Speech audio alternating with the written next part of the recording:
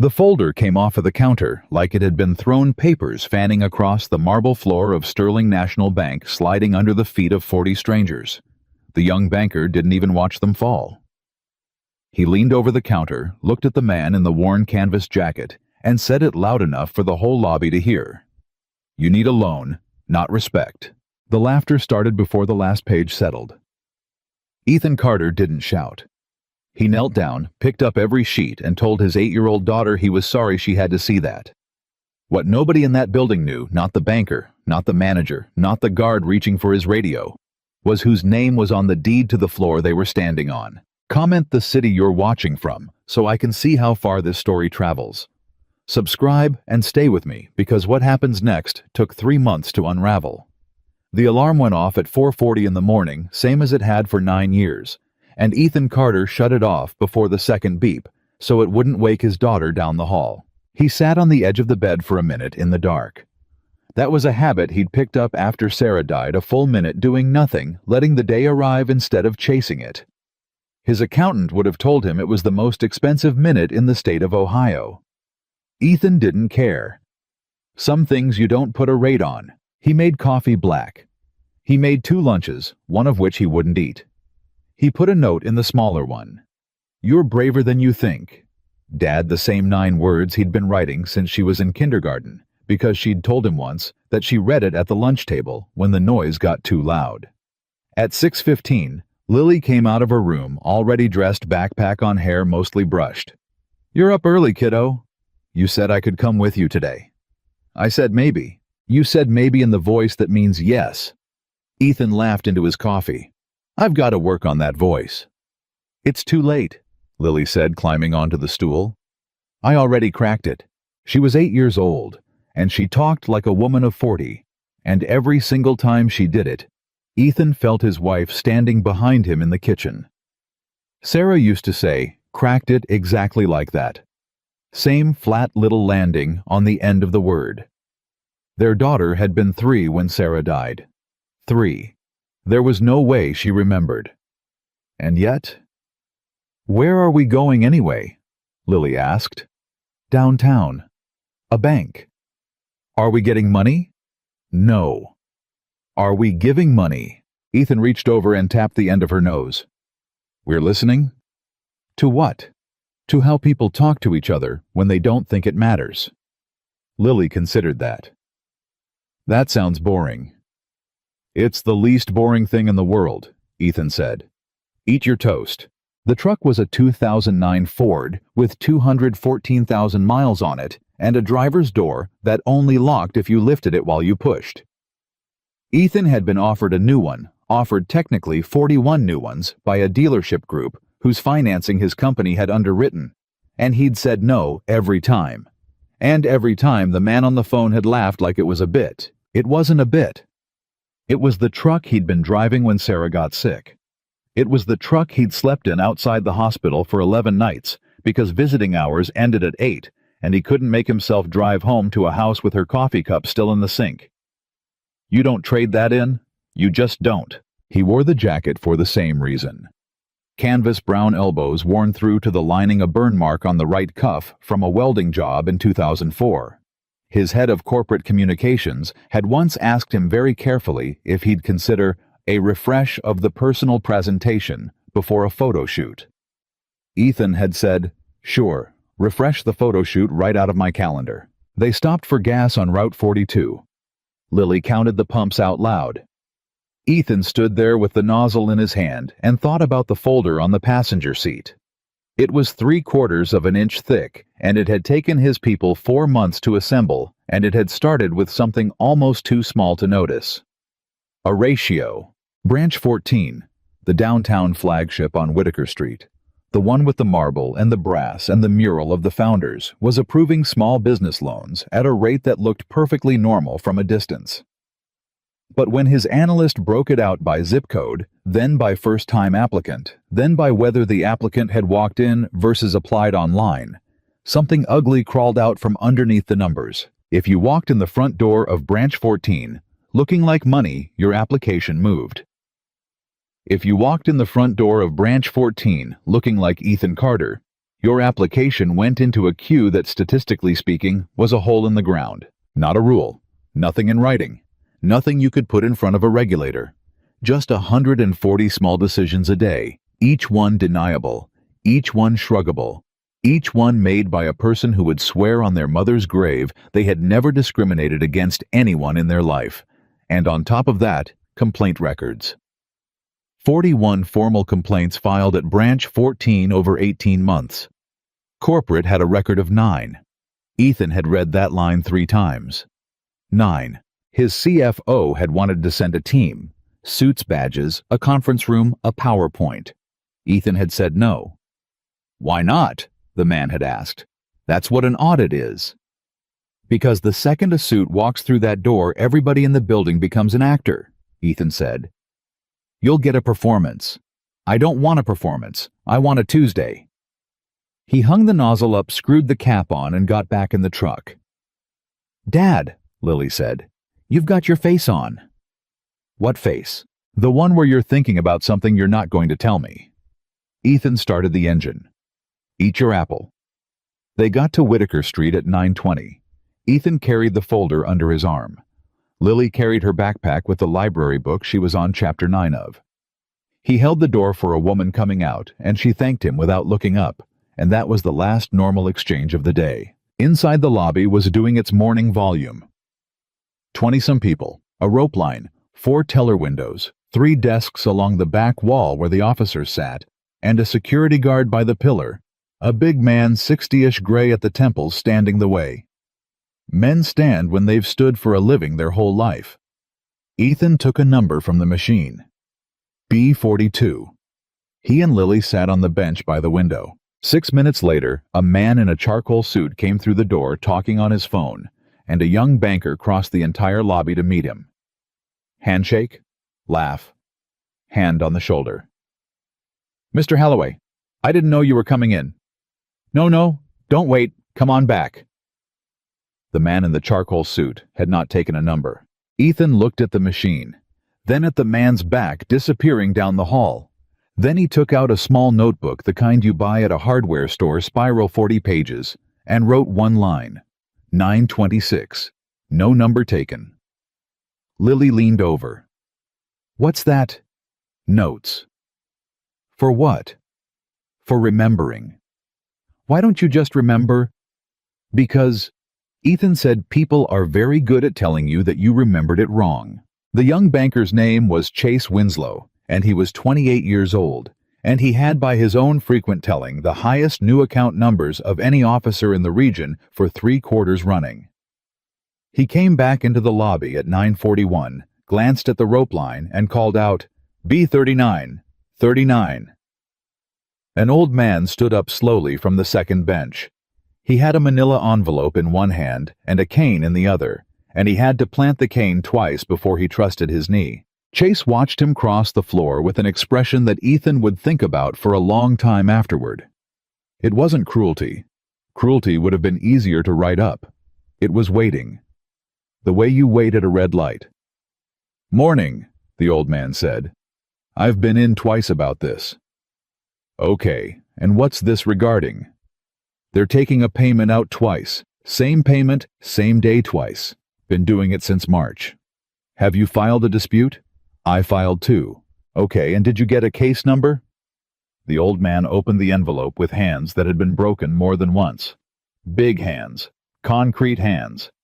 He laid a paper on the counter. Chase glanced at it for maybe a second and a half. Yeah, so this one's closed. Closed? It says resolved. It ain't resolved. It's still happening. It happened last week. Sir, if the case is marked resolved, I can't reopen it from here.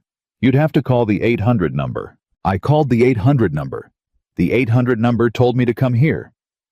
Right, and I'm telling you, the case shows resolved in our system, so from our end, there's nothing to reopen.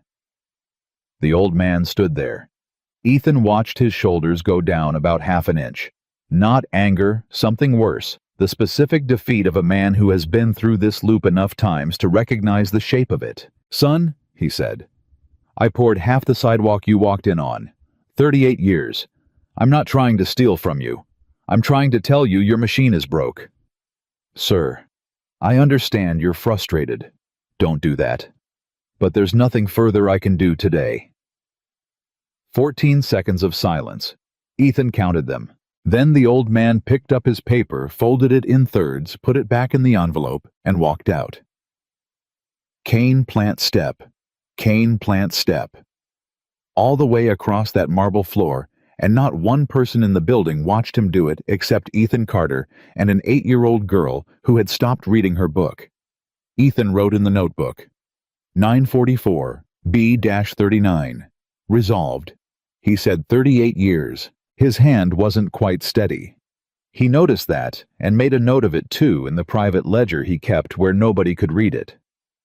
Dad, Lily said quietly. That man was sad. Yes, he was. Why didn't the guy help him?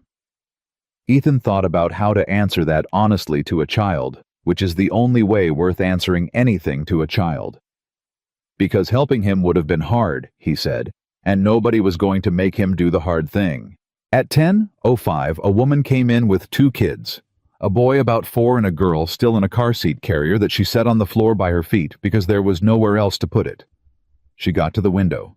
Ethan couldn't hear all of it. He heard enough. The deposit posted Friday. I have the picture of the receipt right here. Ma'am, I'm showing a negative balance. I know it's negative, that's why I'm here. The overdraft fee is what made it. I can't reverse the fee. It's $36. I understand. It's $36 4 times. It's $144 because of one deposit that hadn't cleared yet on a Friday. Ma'am, I'd ask you to lower your voice. She hadn't raised it. Ethan was 30 feet away, and he could barely hear her. And that was the thing, she hadn't raised her voice 1 decibel, and the teller had said, lower your voice anyway, because it's the sentence you use to make a person into a problem. It worked.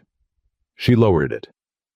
She lowered it, and her shoulders came in, and she said something Ethan couldn't hear at all.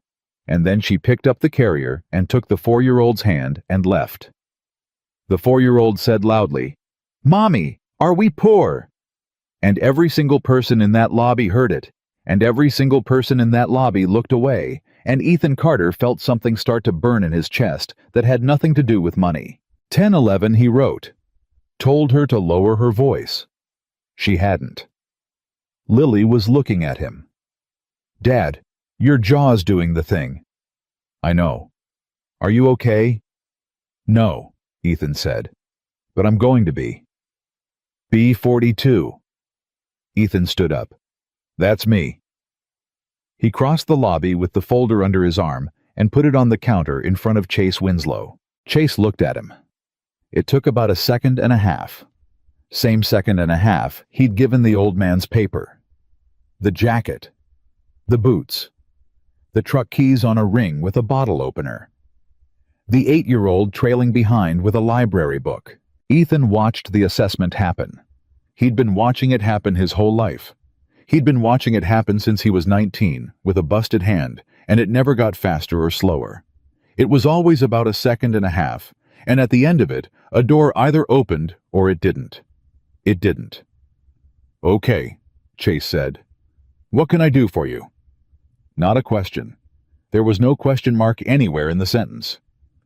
I need to talk to someone about a business loan, Ethan said. Okay, you have an existing relationship with us. In a manner of speaking.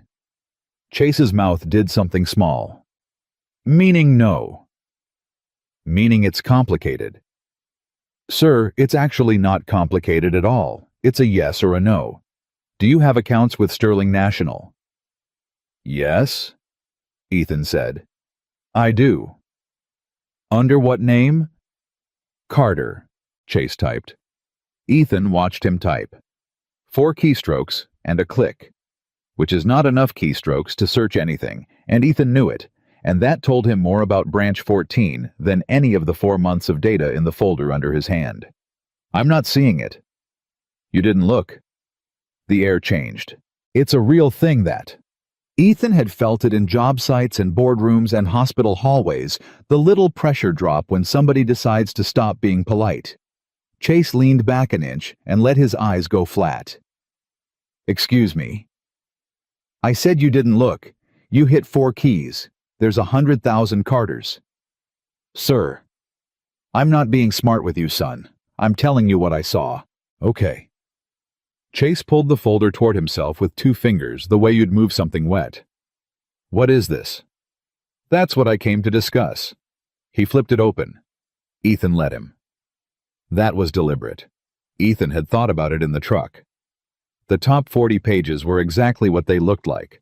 A small business loan package. Real boring complete. Underneath that were the ratios. Underneath that were the complaint records. Chase read maybe 6 lines of page 1. Yeah, this isn't okay. First of all, this isn't the format. We don't take walk-in packages. There's a portal. I know about the portal. So use the portal. I want to talk to a human being. That's what the portal's for. The portal, Ethan said, is what I want to talk to a human being about. Somebody in the rope line laughed. Not at Ethan at the exchange, the little friction of it, the way people laugh at a bar fight starting. But Chase heard the laugh, and something in him lit up, because Chase Winslow was 28 years old, and there is nothing on earth more dangerous than a young man with an audience. He picked the folder up. Sir, I'm going to be straight with you, because I think it's kinder. Okay, look around. Look at where you are. He gestured at the marble, the brass, the mural. This is a commercial branch. Our average business client is doing 7 figures.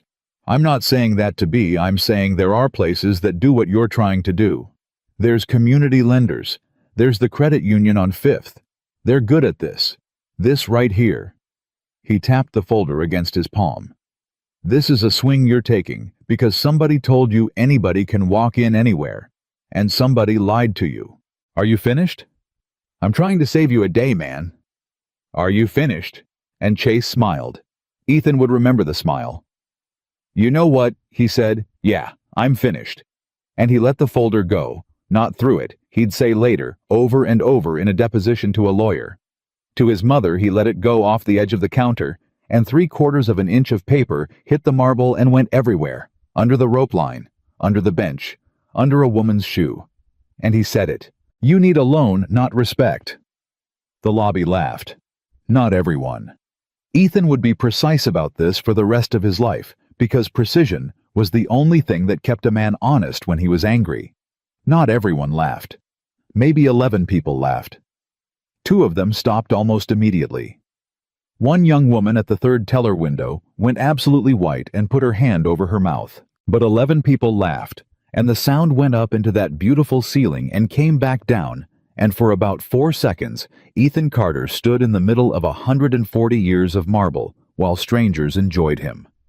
He didn't move. Inside his chest, the thing that had started burning at 10:11 went up like a pilot light hitting gas, and he stood there, and he let it burn, without touching a single thing, because he had learned at 31 years old, in a garage in the dark, 6 weeks after the funeral, with a wall in front of him, and his fist cocked back, and a 3-year-old asleep in the next room, that a man is not what he feels.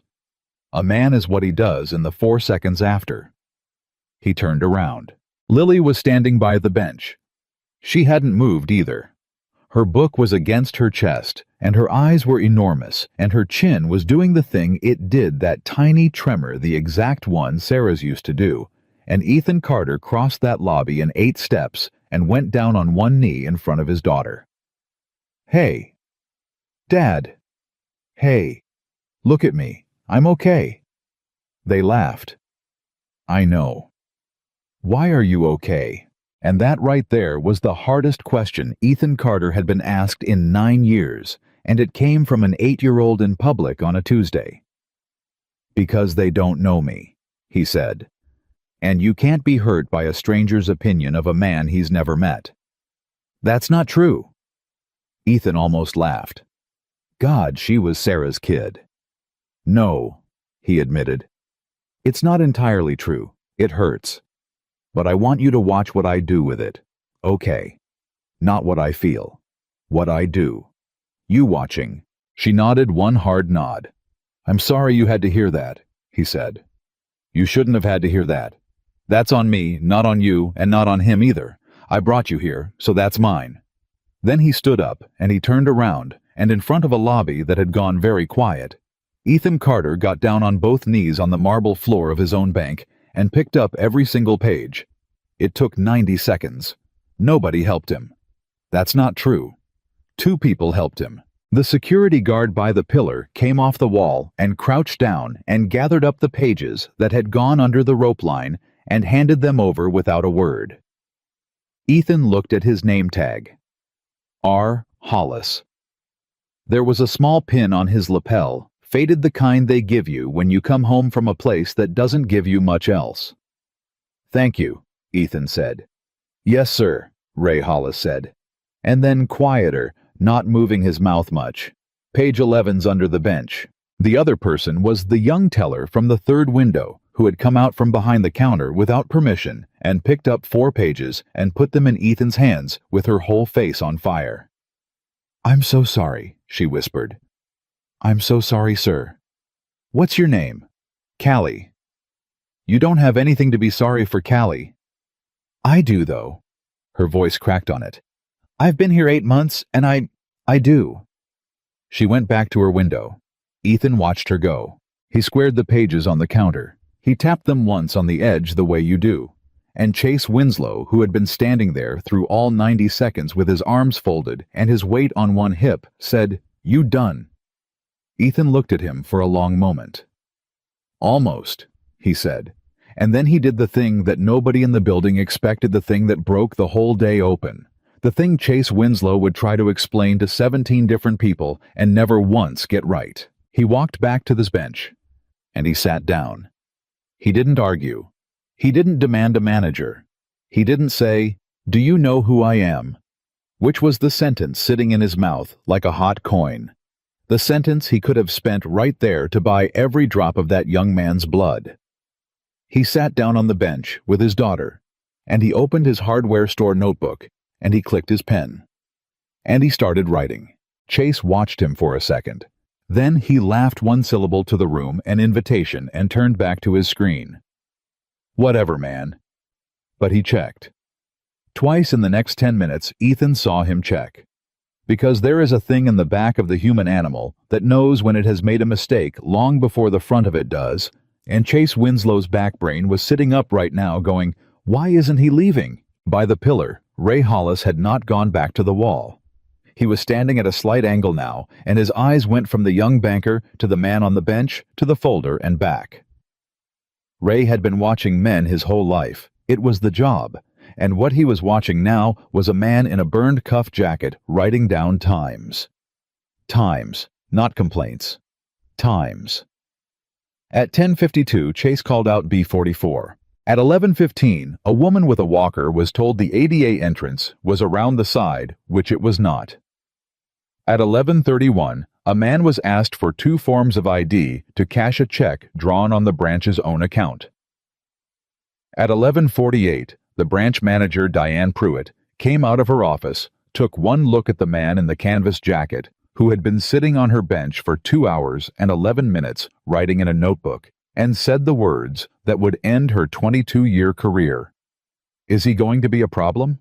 And Ethan Carter clicked his pen, turned the page, and wrote 11:48. She asked if I was a problem. Diane Pruitt had said it to Chase, not to Ethan, but she'd said it at the volume people use when they want a thing overheard, and Ethan wrote it down without looking up. "Is he going to be a problem?" "He's been sitting there 2 hours, Chase said. "Doing what?" "Writing." "Writing what? How would I know he's writing?" Diane looked across her lobby at a man in a canvas jacket with a burn on the cuff, and an 8-year-old girl reading a library book with her feet not touching the floor, and she made the calculation that every branch manager in America makes 40 times a day. Did he ask for me? No. Did he threaten anybody? No. Then what's he doing? Diane, I'm telling you. He's writing. She stood there for 11 seconds. Ethan counted those too. "Keep an eye on him," she said, and went back into her office, and the door didn't slam, which was almost worse. It clicked. Lily turned a page. "Dad?" She looked at us. She did. Like we stole something. Ethan set his pen down. Say that again. Like we stole something, Lily said. Like we already did it, and she's just waiting to find out what. He looked at his daughter for a long moment. Write that down, he said, and handed her the pen. Me. You. Your words, your handwriting. Put the time on it. She looked at the wall clock, and her tongue came out the corner of her mouth the way it did when she was doing something important, and she wrote it, and Ethan Carter watched an 8-year-old make the first entry in what would eventually be Exhibit 14. At 12:04, a man came in with a folded flag in a triangle case under his arm. Not for the bank. He was carrying it because he'd come from somewhere and was going somewhere, and there was nowhere to leave it, and he set it on the counter with both hands, the way you set down something that isn't yours. Morning. I need to close my mother's account. Do you have a death certificate? The teller asked. I've got 4. I brought 4 because last time I came you said you needed the long form. Do you have letters testamentary? I've got that too. Okay, and are you on the account? No, ma'am. That's why I have the letters. There was typing. There is always typing. Ethan had come to understand over 4 months and 200 pages that typing is what a system does instead of listening. Okay, so it's showing a hold. A hold. There's a hold on the account. For what? It doesn't say. The man laughed. It was a bad laugh, the kind that comes out sideways. It doesn't say. I'm just seeing a flag, sir. My mother died in March. It's July. I have been in this building 6 times. He put his hand flat on the counter, not hard. 6 times. And every time somebody tells me a different piece of paper. And every time I bring that piece of paper, there's a new one. Is there a piece of paper that ends this? Because I'll go get it. I'll drive to Columbus right now. Just tell me which one, and I'll go get it, and we're done. Sir, I'd have to have a manager look at the flag. Then get a manager. She's with a client. She walked into her office 15 minutes ago and closed the door. I watched her do it. Sir, don't. Sir, I'd ask you to. If you tell me to lower my voice, the man said quietly. I'm going to sit down on that floor and I'm not getting up. The teller stopped. To her credit, she stopped. Ethan wrote that down too, because he had promised himself in the truck that he would write down the good with the bad, or the whole thing was just a man collecting reasons to be angry. But the flag stayed on the counter and the hold stayed on the account, and at 12:19 the man picked up his mother's flag and walked out with it under his arm, and Ray Hollis held the door for him, and neither of them said anything because there wasn't anything. Dad? Lily's voice was very small. How many is that? 4. 4 today, Will. 4 today. Is it always like this? And Ethan Carter, who owned the building, said the truest sentence of his life. I don't know, he said. That's the problem. I didn't know. At 12:40, Ray Hollis walked past the bench slow and dropped something. It wasn't dramatic. It was a pen. He dropped a pen and he crouched to get it, and while he was down there at the exact height of a man sitting on a bench, he said without looking up, You're not from here. No. Corporate. Ethan didn't answer. Ray picked up his pen. That's a yes.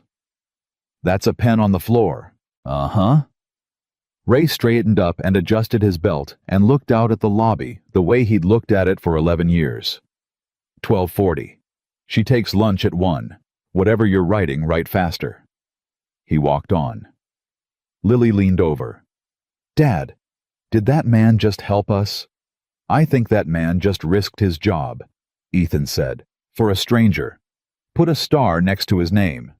At 12:55, Chase Winslow came out and stood in front of the bench. He'd worked himself up to it. Ethan could see the whole run-up in his face, the 2 hours of why isn't he leaving, the checking, the imagining the story he'd told himself about what kind of man sits still for 2 hours. So what's the play here?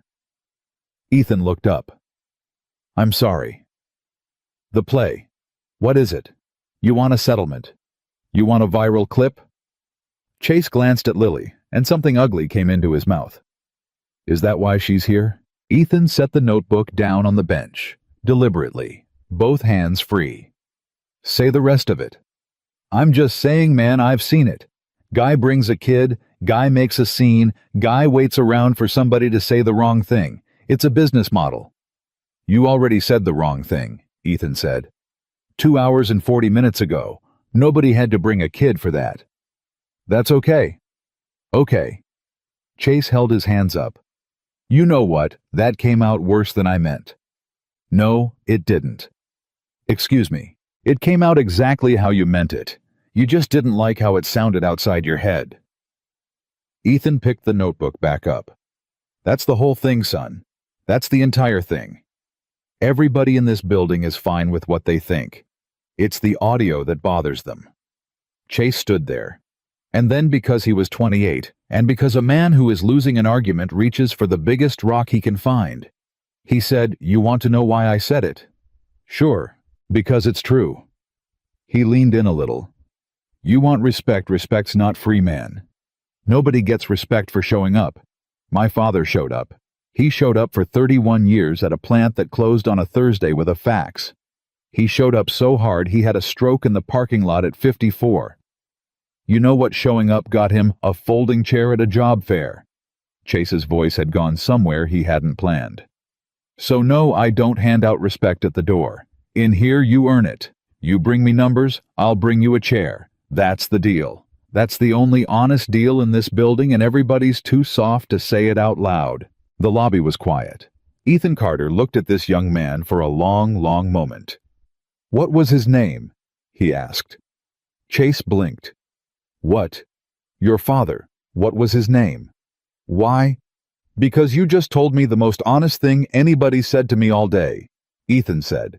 "And I want to know the name of the man it cost." Chase's mouth opened, closed. "Ronnie," he said. "Ronnie Winslow." "Yeah." Ethan nodded slowly. "Ronnie Winslow got treated like he was nothing," he said. "And you learned the lesson exactly backwards. Don't. You watched them do it to your dad, and you decided the mistake was being your dad. You don't know a damn thing about—" "You're right." Ethan's voice didn't rise a single inch. "I don't. But I know what a man looks like when he's spent 10 years trying to get to the other side of a door so it can never happen to him again. I've seen him in the mirror, son. The difference is, I didn't take the door with me." Chase Winslow stood in the middle of his own lobby, and for about 4 seconds was not a banker. Then he laughed that one syllable, the invitation, and walked away, and Ethan wrote 1258 and under it a single word. Grief. Because that was the thing nobody was going to want to hear at the end of this. That underneath a cruelty this efficient, there is almost never a monster. There's a scared kid with a dead father and a quota. At 1:10, Callie found him. She didn't mean to. She came out of the back hallway with a stack of forms, and she saw the bench and she stopped, like she'd hit glass, and Ethan looked up and she looked at the door, and then she did the bravest thing anybody did in that building all day. She walked over. "Sir, can I only have 4 minutes." "Sit down." "I can't sit down." Her hands were shaking on the forms. "If I sit down, she'll see." "Then stand there and hand me a form like I asked you a question." Callie's eyes went wide, and then she peeled a form off the stack and held it out, and Ethan took it and looked at it like it mattered, and the whole lobby saw a teller helping a customer. "Okay," she said. "Okay, you're writing times." "Yes." "Why?" "Because times can't be argued with." She made a sound that was almost a laugh and almost not. "You're the first person who's ever said that in this building and meant it." "Callie, 4 minutes." "Right," she swallowed. "There's a notebook." Ethan went very still. "In my car," she said. "There's a notebook in my car. I started it in November. It's names and times and what happened, and it's got, I don't know, 140 in it, maybe more. And I know that sounds insane. I know that's a crazy person thing to do. It's not. But I couldn't file them." "Why not?" And Callie Marsh, 23 years old, 8 months on the job, looked at the floor and said, The sentence that turned a customer service problem into a federal one. "Because I did file them," she said. "And they got resolved." Ethan's pen stopped. "Say that again." "I filed them. I filed 19 complaints between November and March. Every single one of them got marked resolved within 48 hours. Her voice cracked, and she put it back together in real time, and Ethan would remember that too. "And I never resolved a single one." "Who did?" "That's the thing." She looked up. "My login did." The lobby noise went on around them. Somebody laughed at a teller window. A phone rang twice and stopped. "Your credentials," Ethan said. "My credentials, my employee ID, my name on the resolution field on 19 tickets I never touched. And I went to Diane, and Diane said the system does that. Sometimes it bundles, it auto-closes, and I said okay. And then I went home, and I couldn't sleep, so I started writing them down in a notebook in my car, like a lunatic. Callie. And then in April I stopped filing them at all because what's the point? And that's the part I can't." She stopped. Her chin went. "That's the part I can't live with. Not them. Me. I stopped filing them. That old man with the cane. That's the 4th time he's been in. I know his name. His name is Walter Reese. I know his name and I stopped filing them." Ethan Carter sat on a bench in a lobby that belonged to him and felt the floor of the whole thing drop out. Because 41 complaints and corporate has 9 is a data problem. It's a bad afternoon and a memo. But 19 tickets resolved under a login that never touched them is not a data problem. That is a person. That is somebody's hands. "Callie," he said, and his voice had changed, and she heard it. "Listen to me very carefully. Do not touch that notebook. Do not move it. Do not show it to anyone in this building. Not a manager, not a friend, not the guy you like in commercial. Nobody. Are you sir? Who are you? Do you have somebody? Family. Somebody outside. I have my mom." Then tonight you drive to your mother's and you leave that notebook there.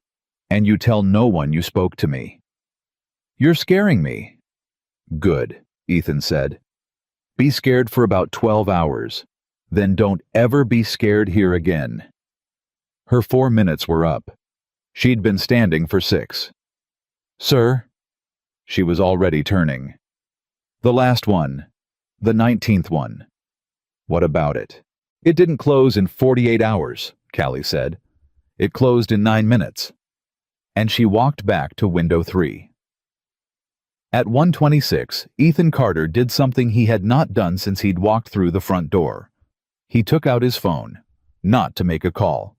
He opened a message thread with a man named Dev Sharma, who was 34 years old and ran an analytics team of 6 out of an office with no window because he'd asked for no window, and he typed with his thumbs like a man twice his age. "Pull every resolution timestamp branch November 14th to now. Sort by seconds elapsed from open to close." The reply came in 90 seconds. "Boss, why? Just do it. 4 minutes." Lily read her book. A woman got her balance and left happy. The world kept turning. Then Ethan's phone buzzed. "Ethan, there are 214. 214 complaints, 214 that closed in under 15 minutes. Median close time on that pile is 6 minutes 40 seconds. Ethan, a human, cannot investigate a complaint in 6 minutes. Whose logins? 11 different logins. All tellers. All junior. From where?" The dots appeared. They stayed a long time. Long enough that Ethan looked up and watched Diane Pruitt's door. One terminal Dev wrote, "All 214. Same machine. Which machine? Branch 14, workstation 3. It's the manager's office." Ethan Carter sat very still on a wooden bench with an 8-year-old beside him and understood that he was not in a lobby anymore. He was standing on top of a hole. "Dev, do not tell anyone. Not Marcus, not legal, nobody." "Why not Marcus? He's the regional. This is literally his, especially not Marcus." There was a pause. "Ethan, do you know something I don't? I know something you don't." At 1:44, the man in the charcoal suit came back. Holloway. He came through the front doors with the phone still at his ear and he did not take a number, and Chase Winslow crossed the lobby again, and this time Ethan watched with a very different set of eyes. "No, I'm here now. I'm literally walking in. Tell him it's done Thursday." Holloway lowered the phone. "Chase." "Mr. Holloway." "Is she in?" "She's in. Alone." Chase's eyes flicked 1/2 second to the bench to the man in the canvas jacket, and then back. "Yeah," he said. "She's alone." And Holloway walked past 26 waiting people and knocked twice on Diane Pruitt's door and went in without waiting. Ethan wrote 144. Holloway. No number. Door closed. Then he wrote under it. Chase looked at me first. Because that was the tell. That was the whole tell. A man who is doing nothing wrong does not check the room. At 2:02 the door opened, and Holloway came out, and he was smiling, and Diane was smiling, and they shook hands, like people who have finished something, and Holloway walked out through the lobby and got into a black sedan that had been idling at the curb for 18 minutes in a loading zone with its flashers on. At 2:03, Diane Pruitt looked at the bench. The smile was still on her face for about a quarter of a second after her eyes landed, and Ethan watched it come off. Not fall off, come off deliberately, like a woman taking off an earring. She walked over. "Sir, can I help you with something?" "I'm waiting." "For?" "Assistance." "You were assisted." She said it warmly. That was the frightening part. Diane Pruitt had 22 years, and she was very, very good, and there was not one thing in her voice you could have played back at a hearing. "Mr. Winslow tells me your loan package isn't something we handle at this branch. I'm sorry about that. There's a wonderful credit union on 5th. He didn't read it. And honestly, for a package your size, they're going to give you attention, we just can't. He read 6 lines and then he dropped it on the floor." "That's not what I was told." "I know," Ethan said. "That's why I wrote down the time." Diane Pruitt's face did not move, but something behind it did a small door closing somewhere at the back of the building. "I'm sorry." 11:41, Ethan said. That's when it hit the floor. 11:42, 28 seconds. That's when he said, "You need a loan, not respect." 11:43 through 11:44 and a half. That's 90 seconds of me picking it up. 9:44, Walter Reese, 41 years old, case marked, resolved. He stood at that counter for 14 seconds while nobody said anything. 10:11, a woman with 2 children was told to lower her voice at a volume I could not hear from 30 feet.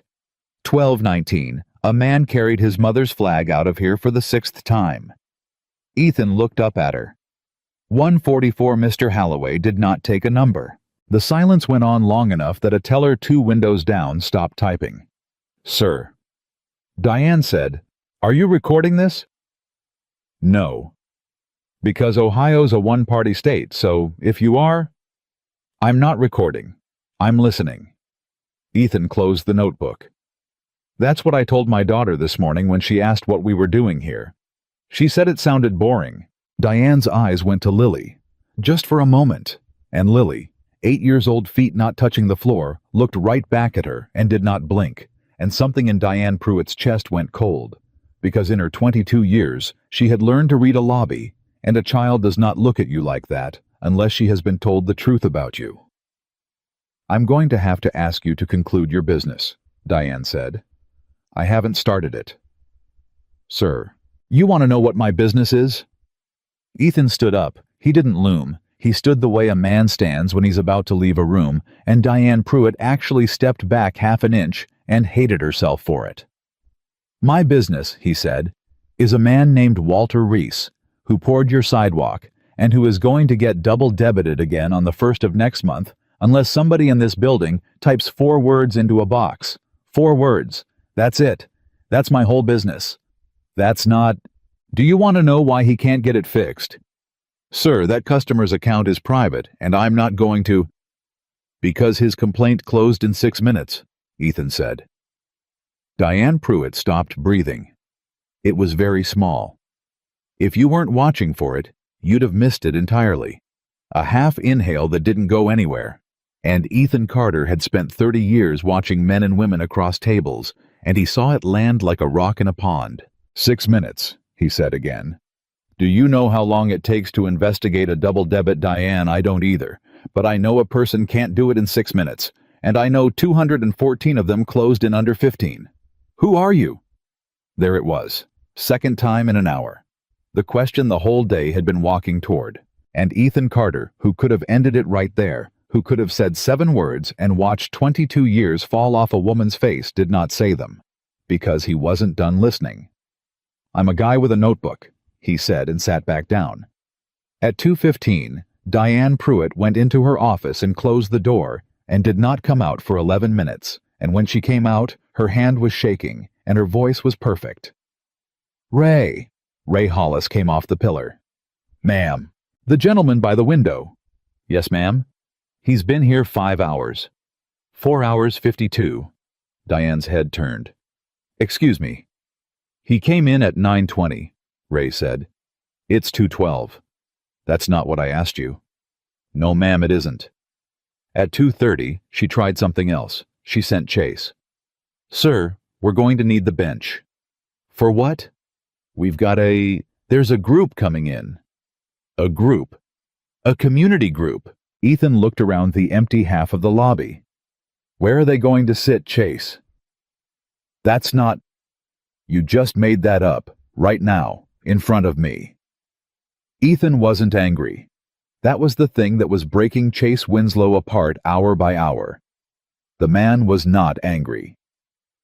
Son, in 6 hours, I have watched you lie about a portal, lie about a system, lie about a folder, and now lie about a group.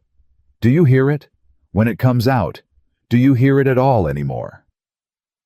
Chase's jaw worked. I need you to leave, he said. No, you don't. You want me to leave. Those are different, and the difference is going to matter to you a lot more than it matters to me. Why are you doing this? And Ethan said, because nobody did it for Ronnie. Chase Winslow turned around and walked into the back hallway, and did not come out for 9 minutes, and when he did, his eyes were red, and he went to his desk and sat down and typed nothing. At 2:47, Ethan's phone buzzed. Dev. Ethan, I did what you said. I didn't tell anyone. Good. But you need to see this, and I don't want to send it. Send it. Ethan, Dev, send it. 30 seconds. Then a screenshot. It was an override authorization. It was 1 line long. It was the kind of thing that exists in a system by design for emergencies for the 11 times a year. A branch has to be unstuck at 2 in the morning, and every single use of it generates a permanent record with a name on it. The name on it was Marcus Vance. Ethan Carter looked at his phone for a very long time. Marcus Vance was 59 years old. Marcus Vance had a bad hip and a worse sense of humor and a photograph on his desk of a job site in 1996. And in that photograph in the back, out of focus, was a 19-year-old kid with a busted hand who had been turned down by every crew in 3 counties because he had no references and no diploma and an attitude, and Marcus Vance had looked at that kid for about a second and a half and said the sentence that made everything after it possible. I don't care where you've been. Can you carry that Marcus Vance had loaned him $400 in 1997 and never once mentioned it again? Marcus Vance had carried one end of Sarah's casket. Dad? Ethan didn't hear her. Dad. Lily put her hand on his arm. Dad, your face. He put the phone down in his lap screen against his leg. Dad, what happened? And Ethan Carter, who had not cried in a public building in 9 years, said, I found out something I already knew.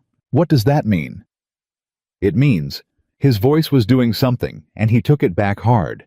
It means when somebody's been running a bank for you for 11 years, and you never once drove down here on a Tuesday, that's not his sin. Some of that's yours. I don't understand. I know, sweetheart. Are you going to be okay? Ethan looked at his daughter. Not today, he said. At 3:01, Diane Pruitt came out of her office with her chin up and stopped in the middle of her lobby, and everyone in the building could feel it, the way you feel a storm change direction. She had made a phone call, too. Ray? Ma'am? Remove him. The lobby went quiet. Every window, every desk. 20-some people who had been minding their own business turned around at once. Ray Hollis stood there. "Ma'am, he hasn't done anything. He's loitering.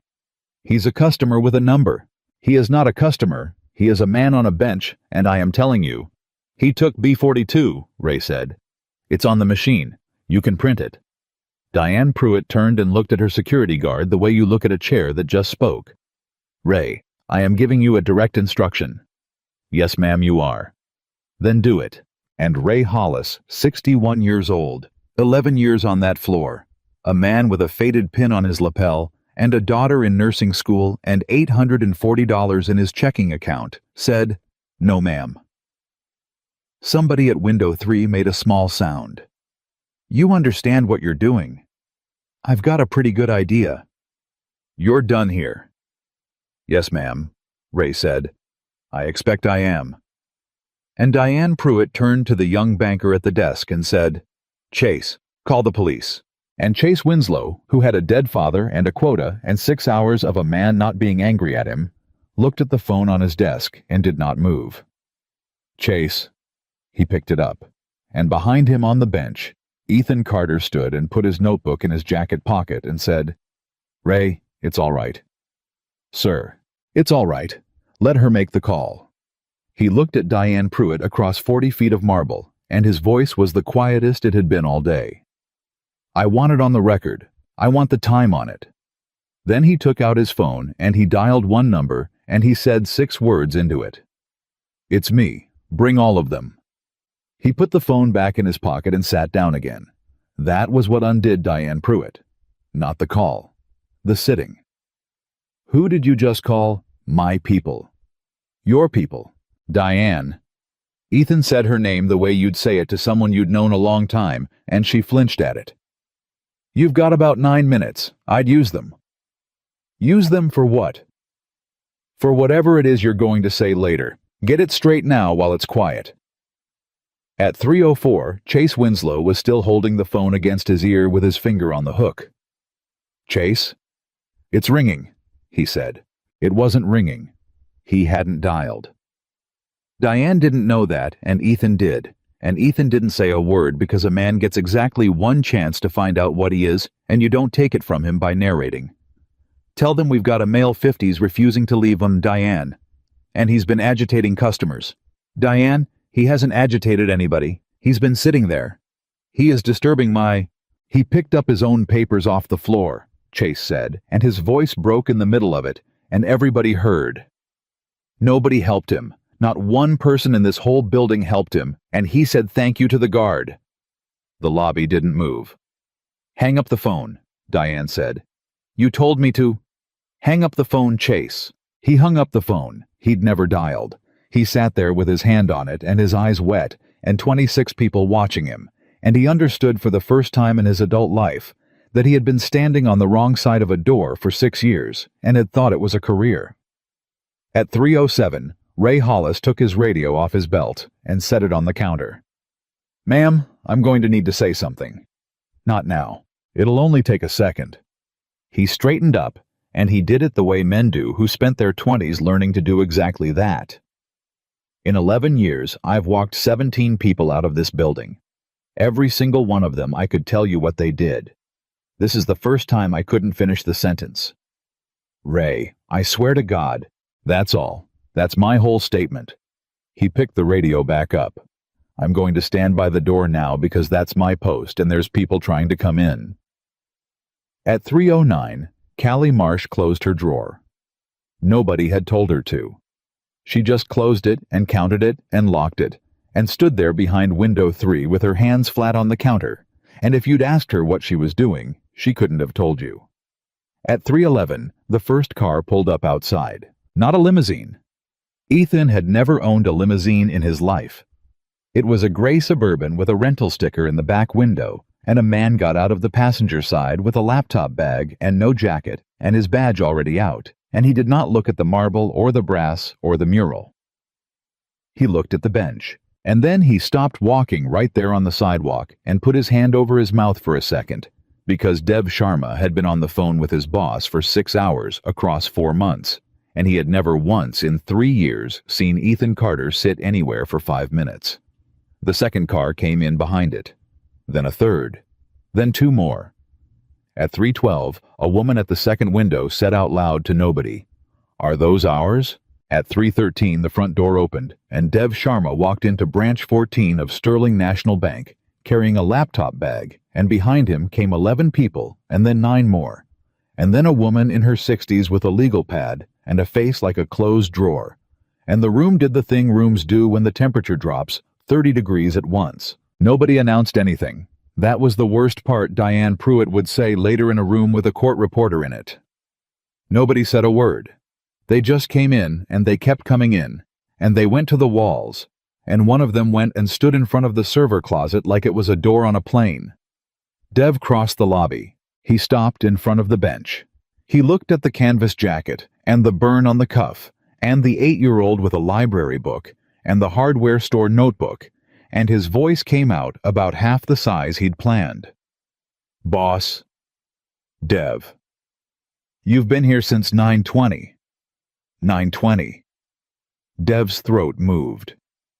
"Sir, if you'd told me we could have..." "You'd have called ahead," Ethan said.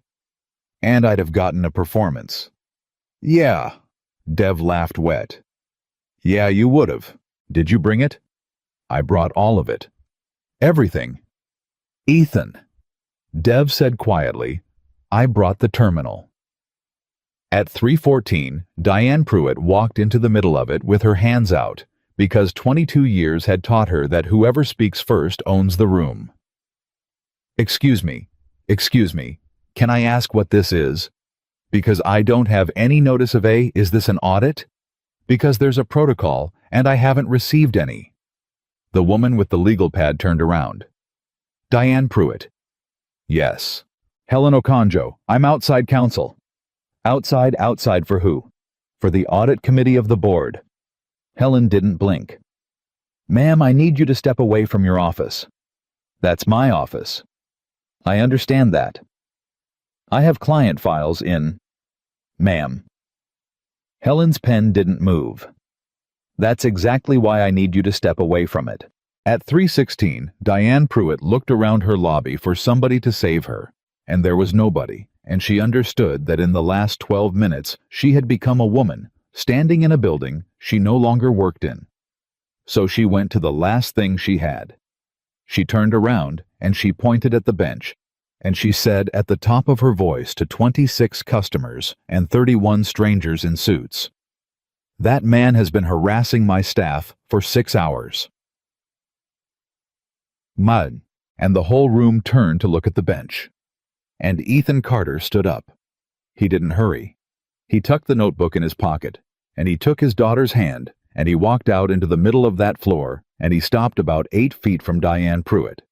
And 31 people in that room came to attention like a rope going tight, and Diane Pruitt watched them do it, and the blood went out of her face in one long, slow pull. "No," she said. "No, no, no. Diane, you came in here in a..." "Ethan Carter."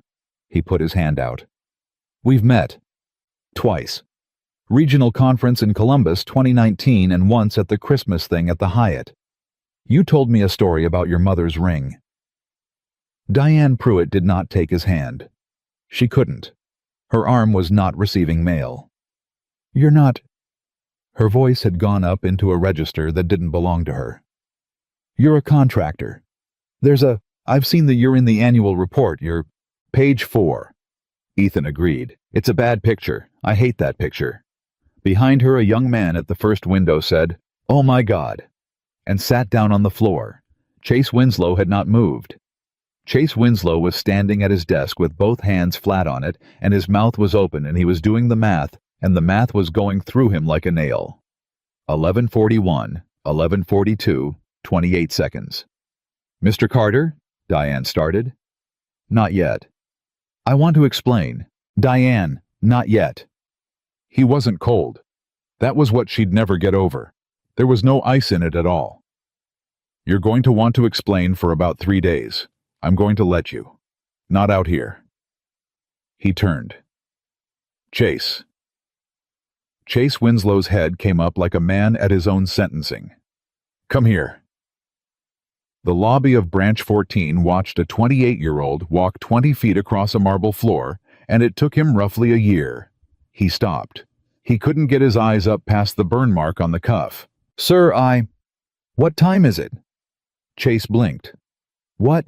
You heard me. What time is it? It's 3:18. Good. Now say it. Say what? What you said at 11:42. Ethan's voice stayed exactly where it had been all day. Say it again. Same volume. There's more people now, so you'll have to project. The silence in that building had weight. It sat down on people's chests. Sir, please. Say it. I can't. Why not? And Chase Winslow, in front of 31 lawyers and auditors and 26 customers, and a girl with a library book said, Because it's the worst thing I've ever done. Ethan let that sit for 4 seconds. Then he said, louder. Because it's the worst thing I've ever done. It came out of him like something breaking. Because I said it to make people laugh. Because 11 people laughed and I liked it. Because I've said it before, not those words, but I've said it before. I say it every day. I say it with my face. I've been saying it since I got here, and I have been good at it, and they gave me a plaque. Chase. And I dropped his papers on the floor in front of his kid. Chase. He stopped. Breathe. He breathed. It shuddered. Ethan Carter looked at him for a long moment. You asked me why I was doing this, he said.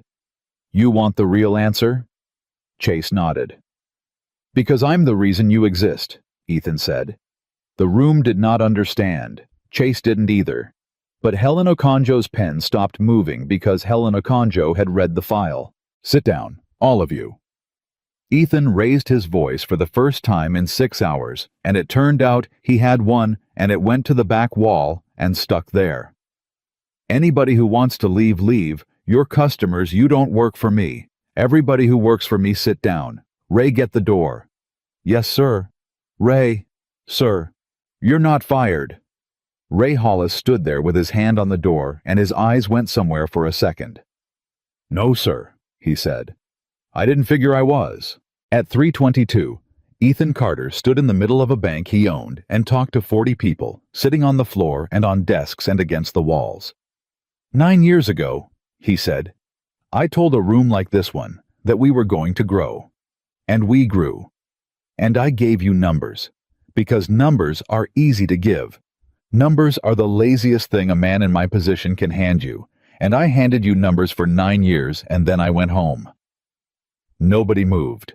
I never told you what to do when a man with a cane puts a paper on your counter, and the paper says resolved, and you know in your gut it isn't. I never said one word about that, not one, in 9 years. He looked around the room. So when your manager says the culture came from the branch, she's not lying. It came from the branch. And the branch got it from the region. And the region got it from a man in a truck who was very proud of himself for never buying a new one. Chase Winslow put his face in his hands. That's what I mean, Ethan said. I'm the reason you exist. You didn't invent that sentence, son. You inherited it. And I'm the estate. At 3:26, Helen Okonjo said, Mr. Carter, a word. Say it here. Sir, I'd strongly advise... Helen, if we start having the real conversation in a back room today, then nothing changes, and we all did this for a video. He didn't blink. Say it here. Helen Okonjo looked at her legal pad for 2 full seconds. 214 complaints resolved from one terminal, she said. Workstation 3. Under 11 junior logins that never touched them. Somebody said what? Of those 214, Helen said 191 relate to fee reversals, double debits, and overdraft sequencing. 23 relate to loan denials. She turned a page. And every single one of the 23 was filed by an applicant whose file was later reapproved through a commercial pipeline at a different rate. The room made a sound. Say that in English, Ethan said. In English. Helen looked up. Somebody was denying people at the counter closing their complaint before it could go anywhere and then selling their file to somebody who'd lend to them at 4 points higher. Chase Winslow's head came up out of his hands. "Holloway," he said. Everybody turned. "Say that again," Ethan said. "Holloway." Chase was pale. "Robert Holloway. He's a client. He's in here twice a week. He's got a mortgage shop over on Grand, and he—" Chase stopped, and something moved across his face, and it was the specific horror of a man watching 6 years of his life reorganize itself in real time. "He buys leads." "From who?" From Chase's mouth. "He said it was a referral program." "Chase. From who?" "From us," Chase said. "Oh my God, from us. He calls it a referral program. Diane's got there's a sheet, every Thursday he comes in, and she gives him a sheet." At 3:29, Diane Pruitt bolted for her office. She got 4 steps. Ray Hollis had not moved from the door, but a man in a gray suit had been standing in front of the server closet for 16 minutes, doing absolutely nothing, and it turned out that was not an accident.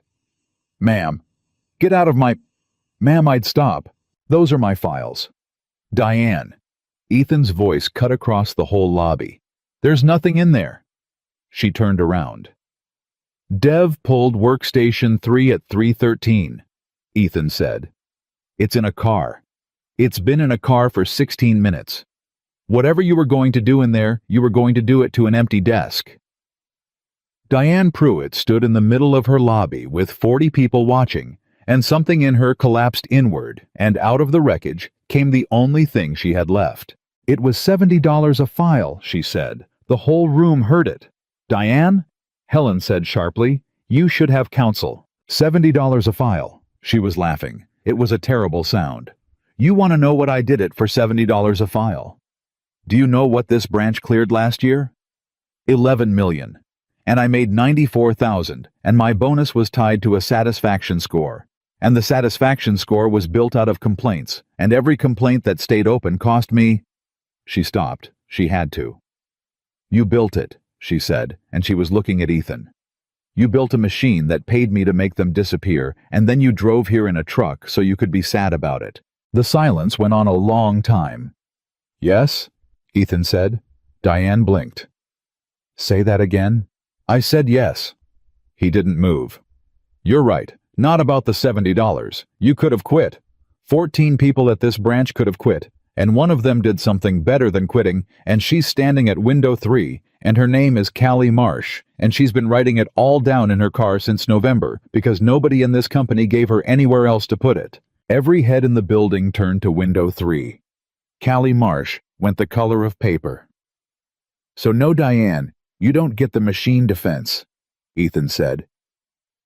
"Because Callie had the same machine. Ray had the same machine. Ray had $800 in his checking account and the same machine, and 40 minutes ago, he told you no." Ray Hollis by the door looked at the floor. "But you're right about the rest," Ethan said. "And I'm going to say it out loud once in this room with a lawyer standing there telling me not to, because if I don't say it here, I'll never say it. I built the scoreboard. I never once asked what people were doing to make the score." Helen Okonjo closed her eyes. At 3:34, Ethan turned to Dev. "The override." Dev didn't move. "Dev." "Boss." "The override on the complaint bundling. The one that let a manager's terminal close tickets under other people's logins." Ethan's voice was very level, and everybody in the room could hear what it was costing. "It's not a bug. It's a feature somebody turned on. Who turned it on?" Dev looked at him. "You already know." "I want it said out loud." "Ethan, say it." And Dev Sharma said, "Marcus Vance." The room didn't react because the room didn't know. 40 people in that lobby heard a name and heard nothing. Ethan Carter heard the last 29 years. "When?" he said. "April 2 years ago." "Why?" "It's in the ticket." Dev's voice had gone soft. "He wrote a justification. It's 4 lines. Read it." Ethan, read it, Dev. Dev opened the laptop on somebody's desk and found it and read it. Complaint volume at branch level creating unmanageable queue depth for junior staff.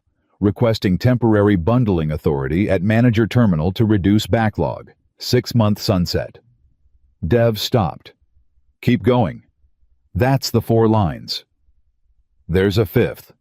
Dev's jaw moved. There's a 5th line, Dev. Approved, Dev said. Sunset waived pending review. By who? Silence. By who, Dev? By the board, Dev said. Ethan, the sunset waiver went to the board. It was in a consent agenda. It was item 19. He looked up. You voted for it. At 3:37 in the afternoon, Ethan Carter stood in the middle of his own bank and found out that he had signed it. Not with a pen. With a hand raised in a room on a Thursday in a stack of 40 items between a lease renewal and a change to the dental plan. 9 seconds of his life. He had probably been thinking about lunch. 214 of his life. He had probably been thinking about lunch. 214 complaints. Walter Reese's cane.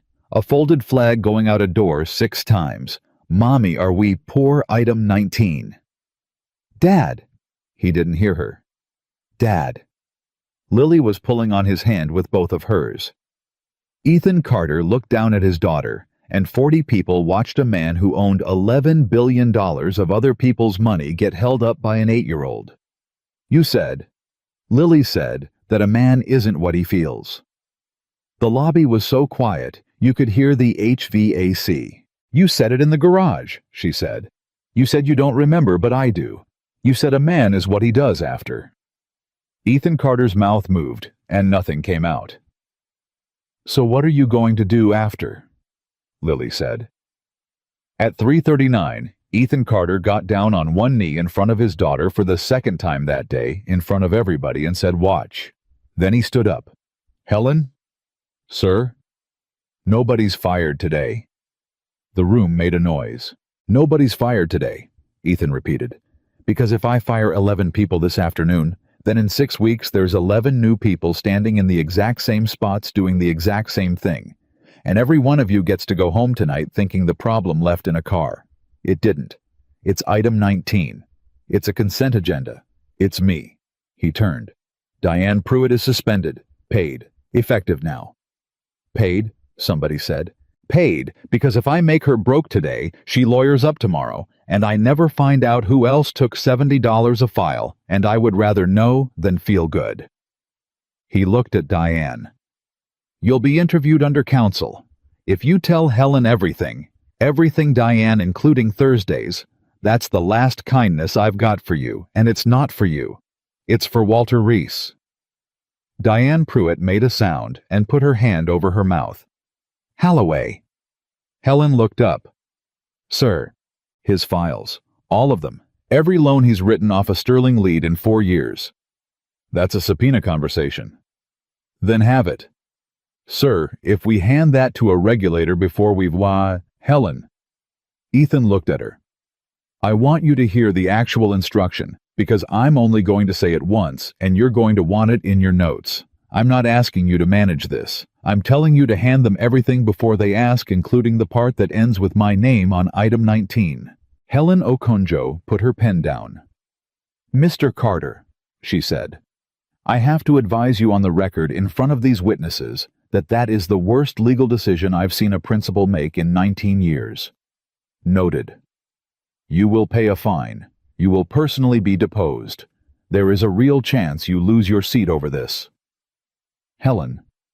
Sir, do you know what Walter Reese lost? Ethan said. He lost $32 a month for 4 months, and every single time he came in here to fix it, he had to be a beggar in a building. His hands built. That's $128, and $128 cost that man his dignity 4 separate times, and I'm not going to sit here and negotiate about my seat. Helen Okonjo looked at him for a long moment. Then she picked up her pen.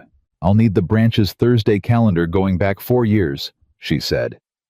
At 3:44, Ethan turned to window 3. Callie. She had been crying for 6 minutes and had not made a single sound, which is a thing you learn how to do at some point in your 20s and never unlearn. Sir? Where's the notebook? My car. Go get it. Sir, her voice went. I'm going to lose my job. The whole lobby heard it. Say that again, Ethan said. I said I'm going to lose my job. She was shaking. I know what this looks like. I know what I did. I stopped filing them. In April I stopped. So whatever happens to them should happen to me too, and I'm not. I'm not going to stand here and be the good one because I'm not the good one. I just wrote it down. The room was absolutely still. Ethan Carter walked across that floor to window 3 and put both hands on the counter and said quietly enough that only she and the 4 people closest could hear. Callie, how many did you write down after you stopped filing? All of them. How many is all of them? 141. For how long? 8 months. Getting paid for it? No. Anybody ask you to? No. Anybody know? No. Ethan Carter looked at a 23-year-old with a notebook in her car. That's not the good one, he agreed. That's the only one. And then he turned around and said to the entire room in a voice that came out flat and hard and carried to the back. Everybody in this building had 214 chances to be Callie Marsh. One of you took it. At 3:47, the front door opened. Ray Hollis had his hand on it. He'd been holding it for people all day, and he held it now, and he said, Sir, there's a gentleman. Ethan turned. Marcus Vance stood in the doorway with his bad hip and his cane, and he looked at the 31 people in suits, and the girl at window 3, and the man in the canvas jacket with the burn on the cuff standing in the middle of the floor. And Marcus Vance said, Ethan. And Ethan Carter said, I don't care where you've been. Marcus's face came apart. Can you carry that? Ethan said. Marcus Vance stood in that doorway for 11 seconds and did not answer. 40 people watched him not answer. Ethan, he said finally. Can we do this somewhere? No. Son, don't. Ethan's voice didn't rise. You don't get that word today. Not today. Marcus's hand tightened on the cane. He looked at Helen Okonjo and her legal pad, and at Dev Sharma with a laptop open on somebody's desk, and at 31 people in suits standing along the walls of a bank lobby like a jury that had gotten tired of the box. You brought lawyers, he said. I brought witnesses. That's the same thing. No, it isn't, Ethan said. A lawyer's for me. A witness is for them. At 3:49, Marcus Vance walked into the lobby of Branch 14, and it took him a long time because his hip was bad, and it had been bad since 1996, and everybody in that room got to watch every step. He stopped in front of Ethan. Ask me, he said. April 2 years ago. Ask me the question, Ethan. Don't give me a date and let me hang myself on it. I've watched you do that to men for 20 years. Ask me. Ethan looked at him. Did you turn on the bundling override? Yes. The room made a sound. Did you know what it would do? Yes. Dev Sharma stood up out of his chair. Did you know somebody was selling files to Holloway? And Marcus Vance said no. Marcus, no. It came out of him like a hammer, and half the lobby jumped, and Marcus Vance, 59 years old, took a breath and got it back. No. And I'm going to say that under oath, and I'm going to say it to a grand jury if it comes to that, and I'll say it to you right here, and Ethan, you've known me since you were 19 years old, so you know what my no sounds like. I used to. Marcus flinched. It was the first time all day anything hit him. Fair, he said quietly. That's fair. At 3:51, Helen Okonjo said, Mr. Vance, I need to advise you. Ma'am, I'm going to talk. Sir. I've been sitting in a car outside for 40 minutes, trying to decide if I was going to walk in here, and I decided so I'd appreciate it if you'd let me get it out before I lose the nerve. He didn't look away from Ethan. You want to know why I turned it on? Yes. Because of you. Say something else. I'm not going to say something else because that's the answer. Marcus's voice went rough. April 2 years ago. You remember what happened in April 2 years ago? No. Of course you don't. Marcus laughed, and it was ugly, and it was mostly at himself. You stood up in Columbus in front of 200 branch managers, and you put a slide up. One slide. It said, "First call resolution." And you said, "I've got it word for word, Ethan. I've had it in my head for 2 years." You said, "I don't ever want to hear that a customer had to come back twice." Ethan Carter did not move. "That's a beautiful sentence," Marcus said. "That's a hell of a sentence. That's exactly the kind of thing a man says when he owns the building and he's never stood behind the counter." He shifted his weight off the bad hip. "You know what a branch manager hears? A branch manager hears open complaints are now a fireable offense." That's what they heard. Every one of them. 200 people drove home from Columbus that night and did the math in the car. "That's not what I said." "That's not what you said, no." Marcus nodded. "It's what you paid for." At 3:53, Diane Pruitt, standing 40 feet away with a lawyer's hand near her elbow, said out loud to nobody, "Oh my God, he's right." "Ma'am, don't. He's right." She was crying now, and she didn't seem to know it. "Do you know what my Q3 review said? Do you want to know what it said? Q depth trending unfavorable. Not people, not customers. Q depth. And I sat in that meeting and I nodded like an idiot, and I drove home and I opened a bottle of wine and I thought, okay. They're not going to tell me how. They're just going to tell me the number." "Diane," Helen said, "I am begging you to stop talking." And then they never asked. Diane's voice broke all the way open. That's the part nobody's going to believe. In 2 years, not one person from corporate ever asked me how I got Q depth down. Not one. They sent me a plaque. Chase Winslow said, "It's in the break room." Everybody turned. "The plaque," he said. "It's on the wall in the break room. It says Fastest Resolution Team Region 4. It's you walk past it going to the microwave." At 3:55, Ethan Carter said, "Ray." "Sir?" "Go get it." "Sir." "The plaque. Go get it and bring it out here." Ray Hollis looked at him for a second, and then he went, and the entire lobby of Branch 14 sat in silence for 90 seconds, while a 61-year-old man with a bad knee walked to a break room and took an award off a wall. He came back and held it out. Ethan didn't take it. "Read it." "Sir, I'm not Ray, please." And Ray Hollis, who had been holding doors in that building for 11 years, read out loud, "Fastest Resolution Team Region 4, presented to Branch 14, signed." He stopped. "Keep going." "Sir?" "Whose signature's on it, Ray?" "Yours," Ray said. At 3:57 in the afternoon, Ethan Carter took his own signature off a wall and held it in both hands and looked at it, and nobody in that building breathed. 214 complaints, he said. Median close 6 minutes 40, and I gave them a trophy for the speed. He set it face down on the counter. "Dev." "Boss?" "How many branches have that plaque?" Dev's hands went still on the keyboard. "Dev." "Ethan, don't." "How many?" 9, Dev said. The lobby didn't understand. Helen Okonjo did. Helen Okonjo said very quietly, "Oh no." 9 branches got the award, Dev said. "The award goes to the top decile of resolution speed. So," he stopped and made himself start again because he was 34, and he had never in his life had to say a sentence like this to a man he loved.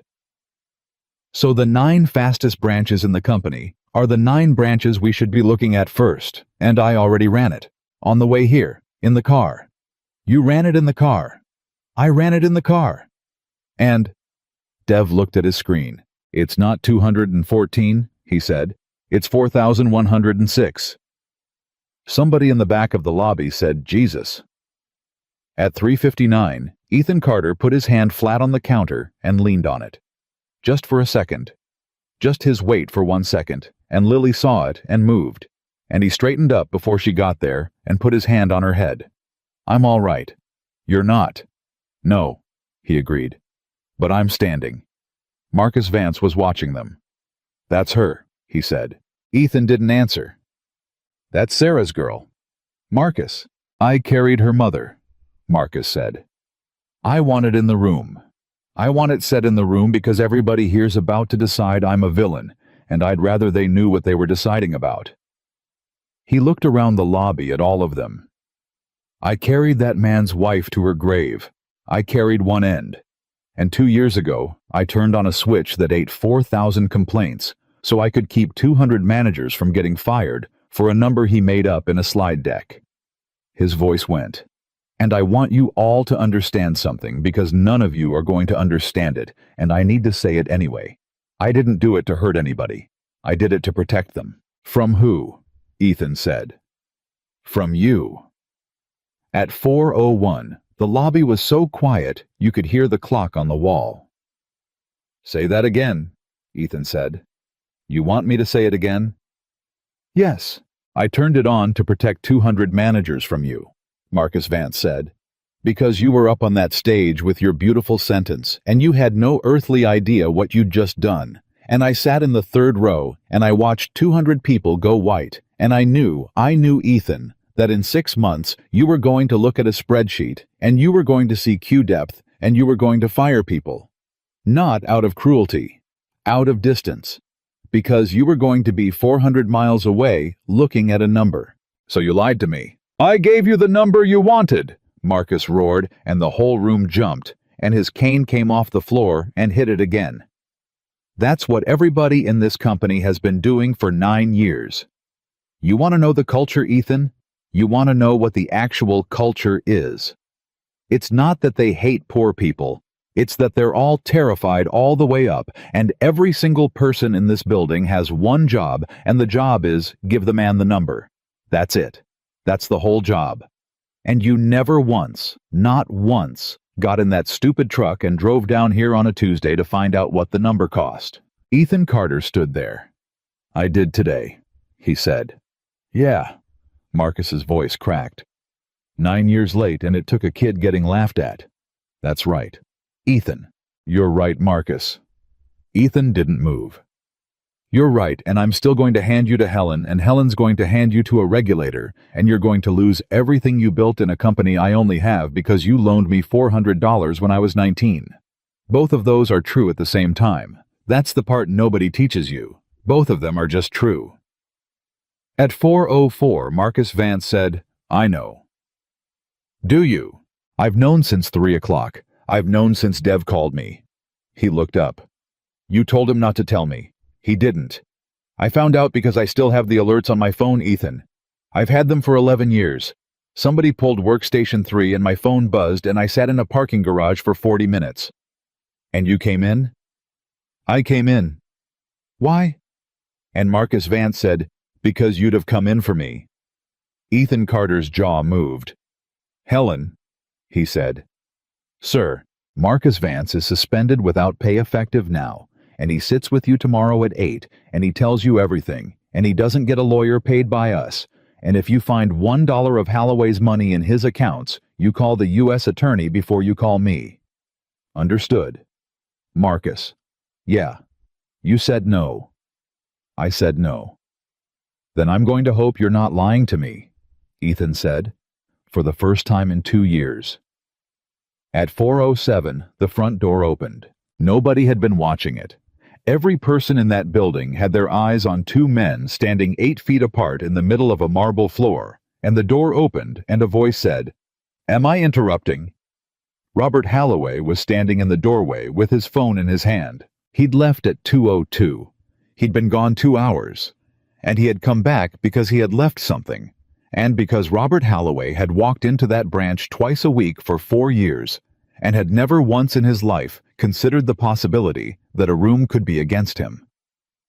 He got 3 steps in before he understood. Ethan watched it happen. It was the second and a half thing in reverse. Holloway's eyes went around that lobby, the suits on the walls, the woman with the legal pad, the laptop, Diane Pruitt, with her mascara down her face, the man in the canvas jacket standing in the exact center of the floor, with everybody's attention pointed at him like a compass, and Robert Holloway did the math faster than anybody else in the room had. He turned around. "Mr. Holloway." He kept walking. "Robert." Ray Hollis was standing at the door. Ray Hollis had been standing at that door for 11 years, and he had opened it for Robert Holloway 400 times, and he did not open it now. He just stood there. 61 years old, hands at his sides, $800 in his checking account. "Move," Holloway said. "No, sir." "Get out of my way." "Sir, I'd sit down." "Do you know who I am?" And Ray Hollis said, "Yes, sir. You're the man who never takes a number." At 4:09, Robert Holloway turned around and made the only move he had, which was the move men like him always make, which is to become extremely reasonable. "Okay?" Hands up. Smile on. "Okay. Somebody want to tell me what's happening?" "Because I'm a client. I've got accounts here. I've got Diane." "What is this?" "Diane?" Pruitt looked at him. And in 22 years Diane Pruitt had learned exactly one thing all the way down, and it was this: when it lands on whoever's standing closest. $70 a file, she said. "Diane, $70 a file, Robert." "Diane, don't say another." Every Thursday. She was walking toward him now, and her lawyer had given up. "Every Thursday for 2 years and 8 months, and you'd come in here with that phone and that smile, and you'd say, 'Anything for me,' like I was a bartender. That is not what. And I'd hand you the sheet, and you'd go call those people at 9 points, 9 points, Robert? They'd have gotten 5 right here at this counter if I'd have just... Shut up." The whole lobby heard it. Robert Holloway heard it too. He heard himself say it at full volume, in a bank in front of 31 lawyers, and Ethan Carter watched a man's face do something he had only seen a few times in his life. Helen Okonjo wrote for 11 straight seconds. At 4:12, Holloway said very quietly, "I want my attorney." "You should get one," Ethan said.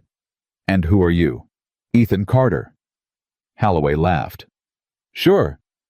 He's the majority owner of Sterling Financial Group," Helen Okonjo said without looking up, still writing. "Mr. Holloway, I'd stop talking. That's not adversarial advice. That's a professional courtesy, and it's the last one you're getting from anybody in this room." Robert Holloway stood in a lobby he'd walked into twice a week for 4 years and looked at a man in a canvas jacket with a burn on the cuff. "You're the..." He stopped, started over. "I've been in here 11 times this year. You've been sitting on that bench since when? 9:20. And you let me walk past you." "Twice," Ethan said. "Why?" "Because you don't take a number," Ethan said. "And I wanted to see how many people it cost." At 4:14, Ethan Carter turned to the 26 customers who had been sitting in that lobby for the whole thing. "Folks, I'm sorry." Nobody knew what to do with that. "You came in here to do your banking," he said, "and instead you've been sitting in a room watching a company find out about itself. That's not what you paid for. So here's what's happening. Everybody in this lobby right now, everybody gets seen today.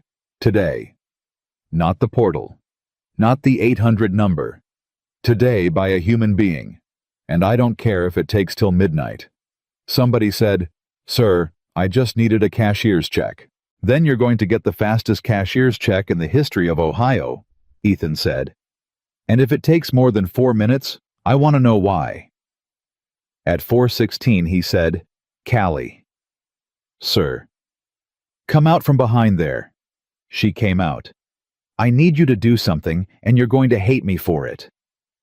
"Okay." "Say the names." Callie Marsh went white. "You don't have the notebook," Ethan said. "It's in your car, and I told you not to touch it. So say the ones you remember, out loud, in this room, in front of the people who let it happen." "Sir, I don't..."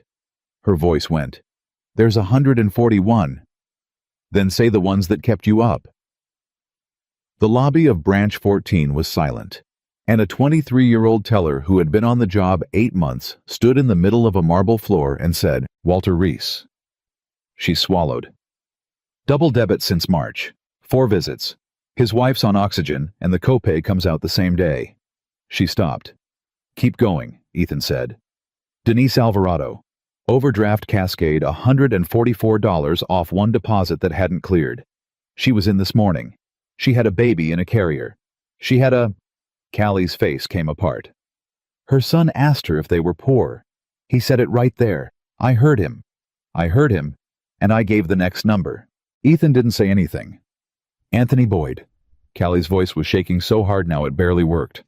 His mother died in March. 6 visits. He carries her flag because he's got nowhere to put it down. And there's a hold on the account, and the hold's been on there since May, and I looked it up in April because I wanted to know... She stopped. What was the hold? There wasn't one. The room made a noise. There wasn't one, Callie said. It was a flag. It was a flag. It was a soft flag from a fraud sweep in 2019 that nobody ever cleared, and it takes one person with a manager code and 9 seconds to take it off, and he's been in here 6 times, and every single time, somebody looked at a screen and said, "It doesn't say." Chase Winslow made a sound like he'd been hit, because Chase Winslow had said it. Keep going, Ethan said. Rosa Kim, Elaine Whitford, Terrence Poole. Terrence Poole came in 11 times. Callie was just going now, and it was pouring out, and nobody stopped her. 11. He's got a lawn business, 6 trucks. He was trying to get a $40,000 equipment loan, and he got told the portal and the portal and the portal, and then in February he stopped coming, and I looked him up in March and he'd gone somewhere else. She looked up. He'd gone to Halloway. Robert Halloway said, "That's a referral." 9 points, Callie said. "That is a legitimate 9 points." She screamed at him, and the whole room went rigid, because a 23-year-old who had been silent for 8 months had just found her voice, and it turned out to be enormous. He'd have gotten 5. He was standing right here. He was standing at my window, and I could see his numbers on my screen, and his numbers were fine. And I couldn't. She stopped. She put her hand over her mouth. I couldn't do anything, she said. I'm a teller. I can't approve anything. I can't reverse anything. I can't clear a flag. All I could do was write it down. At 4:21, Ethan Carter said, "That's not true." Callie looked up. "You could have done one more thing," he said. "You could have quit. You could have gone home in November and taken a job at the grocery store and slept fine for the rest of your life. Nobody would have blamed you. Nobody would have ever known." I know, everybody needed the job. Diane needed the job, Chase needed the job, Ray needed the job, and Ray's got $800 in the bank and a kid in nursing school, and he told a manager no at 3 o'clock this afternoon anyway. Ethan looked around that lobby slowly at every single face. So let's stop with "I needed the job." That's not a defense. That's just a thing that's true about everybody in here. Silence. "You stayed," he said to Callie, "and you wrote it down, and it cost you 8 months of sleep. And today, it's the only reason any of these names get fixed. So don't tell me you couldn't do anything. You did the only thing in this building that worked." At 4:23, Chase Winslow stood up. "Sir?" Everybody turned. "I want to say something, and then I want to resign." "No," Ethan said. "Sir." "No. Sit down." "You don't understand." "I understand exactly," Ethan said. "You want to quit because quitting is fast.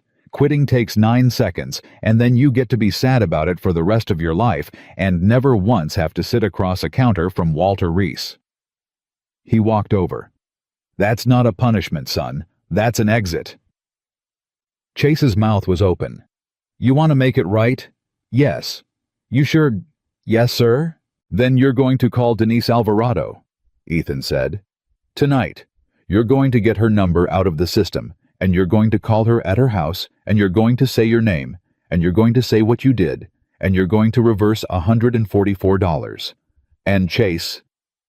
He stopped him. "She's going to be furious. She's going to say things to you that you're going to remember when you're 60. and you're going to stand there and take it and say thank you, and then you're going to hang up and call the next one. How many? 214 at this branch. Chase Winslow stood there. Okay, he said. Say it again. Okay.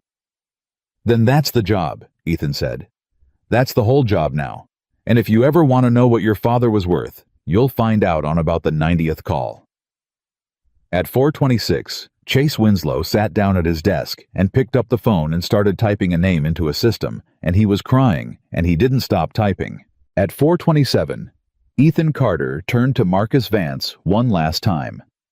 You said you did it to protect them. I did.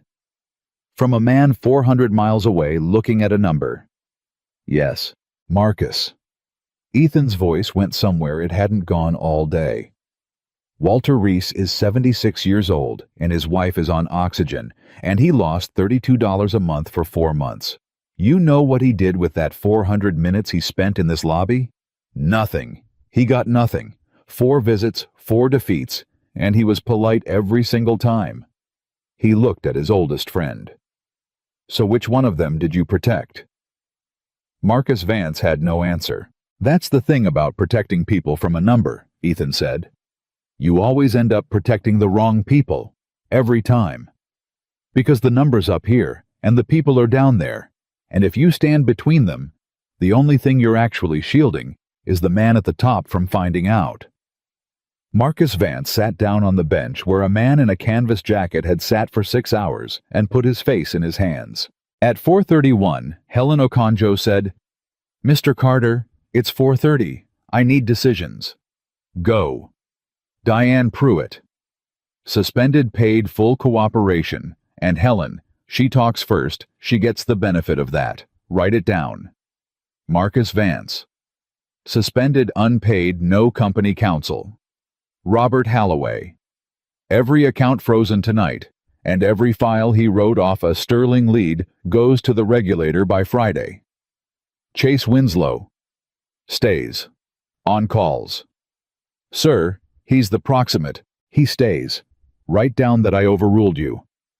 Callie Marsh. Ethan Carter looked at window 3. Callie Marsh reports to you, he said. Helen's pen stopped. Sir. Effective now, she's got 141 names in a notebook in a car, and she's the only person in this company who knows which ones are real.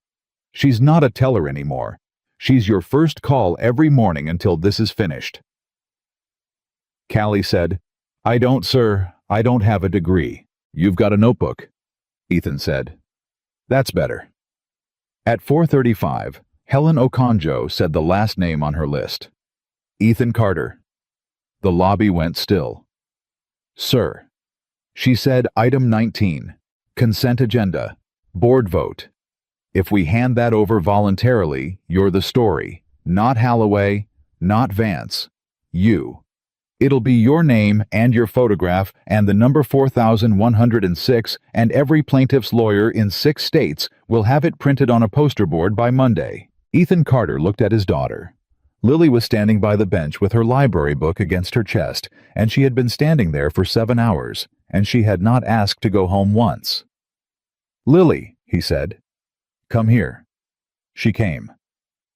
Everybody in this room is about to watch me decide something, he said, and I want you close because in about 20 years, somebody's going to tell you I was a good man, and I want you to know exactly how much of that is true. He looked up at Helen. Hand it over. Sir. Hand it over, Helen, all of it. Item 19, the slide from Columbus, the plaque with my signature on it, the transcript of what I said on that stage, especially the transcript. That transcript is the single most damaging. That transcript is the cause, Ethan said. At 4:38 in the afternoon, Helen Okonjo wrote 4 words on a legal pad and underlined them twice, and later in a deposition, a lawyer would ask her to read them out loud, and she would. Client instructed full disclosure. At 4:40, Ethan Carter turned to the room. One more thing, and then everybody gets back to work because there's 26 people here who still need their banking done. Nobody moved. I want Walter Reese's number. Callie said, I have it. Of course you do. Ethan almost smiled. Give it to me. Sir. Do you want me to call him? No, Ethan said. I want his address. His address. Because he came here 4 times. Ethan put his notebook back in his jacket pocket. It's my turn to drive. At 5:04, the truck pulled up outside a house on Delmar Street with a ramp built over the front steps, and Walter Reese did not answer the door for a long time because Walter Reese did not get up fast anymore and because nobody good had knocked on that door in about 4 months. When he opened it, he had the cane in one hand and the chain still on. Help you. Mr. Reese, my name is Ethan Carter. Uh-huh. I was at the bank this morning, Whitaker Street. I was sitting on the bench when you came in. Walter Reese looked at him through a 4-inch gap. The canvas jacket, the burn on the cuff, the 8-year-old standing on the ramp holding a library book. You the fella they dumped the papers on. Yes, sir. Huh. Something in Walter's face moved. They get you sorted. And Ethan Carter, standing on a stranger's porch, said, No, sir, I came about you. At 5:06, Walter Reese took the chain off. He didn't invite them in. He came out. That was the thing. He came out onto his own porch and shut the door behind him quiet, and Ethan understood immediately and completely why. My wife's asleep, Walter said. She sleeps at 5. It's the medication. I won't be loud. You won't be long either. Walter lowered himself onto a plastic chair with both hands on the cane. Say your piece. $32 a month, Ethan said. Since March. Debited twice on the 4th. You filed 2 disputes. Both were marked resolved. The first one closed in 11 minutes. The second one closed in 6. Walter Reese sat very still. How do you know that? Because I own the bank. At 5:07, Walter Reese laughed. It went on for a while. It wasn't a nice laugh, and it wasn't a mean one either. It was the laugh of a 76-year-old man who has been told a great many things by a great many people in suits and has learned exactly what all of it is worth. Sure you do. Yes, sir. You own the bank. Walter wiped his eye with the back of his wrist. Mister, I poured that sidewalk. 38 years I did concrete in this town. And I did the sidewalk out front of that building in 1979. And I'll tell you what, nobody who owns that bank has ever knocked on this door. That's true. So what is this? This a lawsuit thing? Somebody's suing him and you want me to sign something? No. Then what? I came to say I'm sorry, Ethan said, and to give you $128. At 5:09, Walter Reese stopped laughing. 128. 32 4 times. You did the math. I did the math. Walter Reese looked out at the street for a long moment. Mister, he said, I don't want your $128. Sir, no, now listen. Listen to me. He turned, and his voice had changed, and Ethan Carter, who had faced down 4,106 complaints that afternoon, felt something in his chest go tight. I got the $128. I got it. My daughter sends me money, and I don't want it, and I take it. That's not Mister, you think I went down there 4 times over $128. No, sir, I don't. Then why do you think I went? Because it was wrong. Because it was wrong. Walter's cane came up and hit the porch once. Because it was wrong, and I told him it was wrong, and every single time some kid looked at a computer and told me I was mistaken about my own life. At 5:11, Ethan Carter sat down on the top step of a stranger's ramp in a canvas jacket and put his head down for a second. Say it again, he said. What? That last part. Told me I was mistaken about my own life. Walter shrugged. That's all it is. That's the whole thing. Ain't about money. Never was. You got a machine down there that tells old men they're confused. Yes, sir. And you own it. Yes, sir. Well, Walter Reese sat back. Then you got a hell of a problem, don't you? At 5:13, Lily Carter said, Mr. Reese. Both men turned. Yes, honey. My dad wrote you down. He what? Lily held up the hardware store notebook. She'd been holding it the whole time, and neither of them had noticed. 9:44, she read. B39, resolved. He said 38 years. The porch was quiet. He wrote it at 9:44 this morning, Lily said. That's before anything happened. That's before they laughed at him. He wrote you down first. Walter Reese looked at that 8-year-old for a long, long time. Then he said to Ethan, without taking his eyes off her, "You raised that one right." "Her mother did." "Where's her mother?" "She's been gone 9 years." Walter Reese nodded slowly and reached over and took the notebook out of Lily's hands, with both of his big hands, broken hands, concrete hands, and looked at a page of times written in pen. 9:44, he said. "Yes, sir. Nobody in that building looked at me for 9 years, mister. 9 years I've been banking there." His thumb moved across the page. "And you wrote down the time." At 5:16, Walter Reese handed the notebook back and said, "All right. What do you want from me?" "I want to know something, and I don't have any right to ask it." "Ask it anyway." "When you walked out this morning," Ethan said, "after he told you the case was closed, you stopped at the door. About a second. Why?" Walter Reese's face went somewhere. "You saw that." "I saw it." "Nobody sees that." "I was looking." And Walter Reese, 76 years old, said, "Because I was trying to decide if I was going to come back a 5th time." At 5:18, Ethan Carter said, "Were you?" "No." The word landed like a dropped tool. "No," Walter said again. "That was it. That was the last one. I'd already told Dot in the car. I said, Dot, that's the last one, we'll just eat it. $32 ain't worth what it costs me to walk in there." He looked up. "That's what I stopped for. I stopped because I was quitting, and I wanted to look at the place one more time before I did." Ethan Carter did not say anything for 11 seconds. "Mr. Reese." "Walter." "Walter, I need you to do something for me, and you're going to say no. Try me. Come back a 5th time." At 5:20, Walter Reese said, "The hell for," because there's a young man at that branch named Chase Winslow who's going to spend the next 6 months calling 214 people and apologizing," Ethan said. "And you're number one, and he can do it on the phone, and it'll be fine, and he'll feel terrible, and he'll get better at it, and in a year, he'll be a decent banker. So that's not enough," Ethan said. "He needs to watch you walk across that floor with a cane, because he watched you do it this morning, and he waited, like a red light." Walter Reese sat there. "You're asking me to go back in there," he said, "so a kid can learn something." "Yes."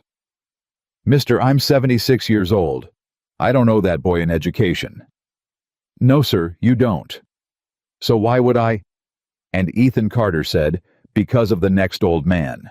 At 5:23, Walter Reese looked out at his street for a full minute. "Same kid," he said. "The one who told me it was resolved. Same kid. He know I'm coming?" "No." "Good." Walter Reese put both hands on the cane and pushed himself up out of that plastic chair, and it took him 4 seconds, and it cost him something, and he did it anyway. 9 o'clock, not 8. I don't do 8. 9 o'clock. "And mister," he pointed the cane, "I ain't taking your $128 in a check with a letter.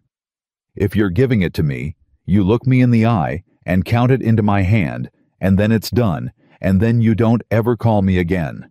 That's the deal." "That's the deal," Ethan said. At 5:24, Walter Reese said, "One more thing." "Yes, sir." "That kid this morning, the one that dumped your papers." Walter's eyes narrowed. "Is he the same one?" "Yes." "So he did me, and then he did you inside of 2 hours?" "Yes, sir." "Huh." Walter Reese thought about that. "Then I want to be there when he calls the woman." "What woman?" "The one with the babies," Walter said. "I was still in the parking lot. I saw her come out. She sat in a Corolla for 20 minutes before she could drive." He turned and put his hand on his own doorknob. 9 o'clock, mister, and bring the kid a chair. He's going to need to sit down." At 9:02 the next morning, Walter Reese walked into branch 14 of Sterling National Bank. Cane, plant, step, cane, plant, step, all the way across that marble floor. And this time, everybody watched.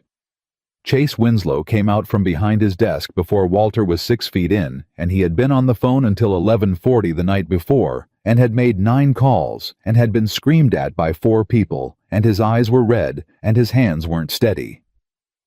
"Mr. Reese." "That's right. Sir, I'm—" Chase stopped. "Take your time, son. I'm the man who told you your case was resolved. I know who you are." "Sir, it wasn't." Chase's voice went. "It wasn't resolved. It was closed.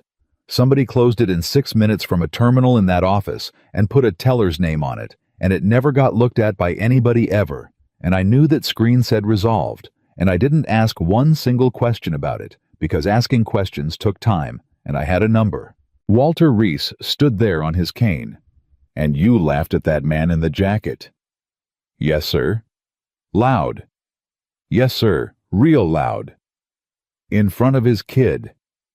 Chase Winslow said in front of his kid. At 9:06, Walter Reese said, "Look at me." Chase looked at him. "How old are you?" 28. "You got a father?" "He's dead." "What did he do?" "He worked at a plant," Chase said. 31 years. It closed on a Thursday. They sent a fax. Walter Reese nodded slowly. "Then you know," he said. "Sir, you know?" The cane came up an inch and went back down. "Don't you stand there and tell me you didn't know. You watched 'em do it to your daddy. You know exactly what it feels like to be on this side of that counter and have some son of a bitch in a tie tell you the paper says different." He leaned in. "So the question ain't whether you knew, son. The question is why you did it anyway." Chase Winslow had no answer. "I'll tell you why," Walter said. "'Cause it's warm over there." At 9:08, Chase Winslow started crying in the middle of the lobby, standing up with his hands at his sides in front of the entire branch. And Walter Reese let him. That was the thing. He didn't pat him. He didn't say it's all right. He stood there on his cane, 76 years old, and let a 28-year-old man cry because Walter Reese had learned somewhere around 1981 that the only real apology is the one you have to stand in. At 9:11, he said, "Okay, that's enough." Chase wiped his face. "Now fix it." "Sir, fix it, right now. My account. 4 months, 32 a month." Walter Reese put his hand on the counter, that same counter, same spot. "You got a computer. Fix it." Chase Winslow went to his desk and did it in 90 seconds. 90 seconds. At 9:13, Walter Reese looked at the screen, turned around toward him, and said out loud to nobody in particular, 90 seconds. The whole lobby heard it. "I came in here 4 times, Walter said. 4 times 400 minutes, and I sat in the car outside 3 of them because I was too tired to drive. And it took 90 seconds.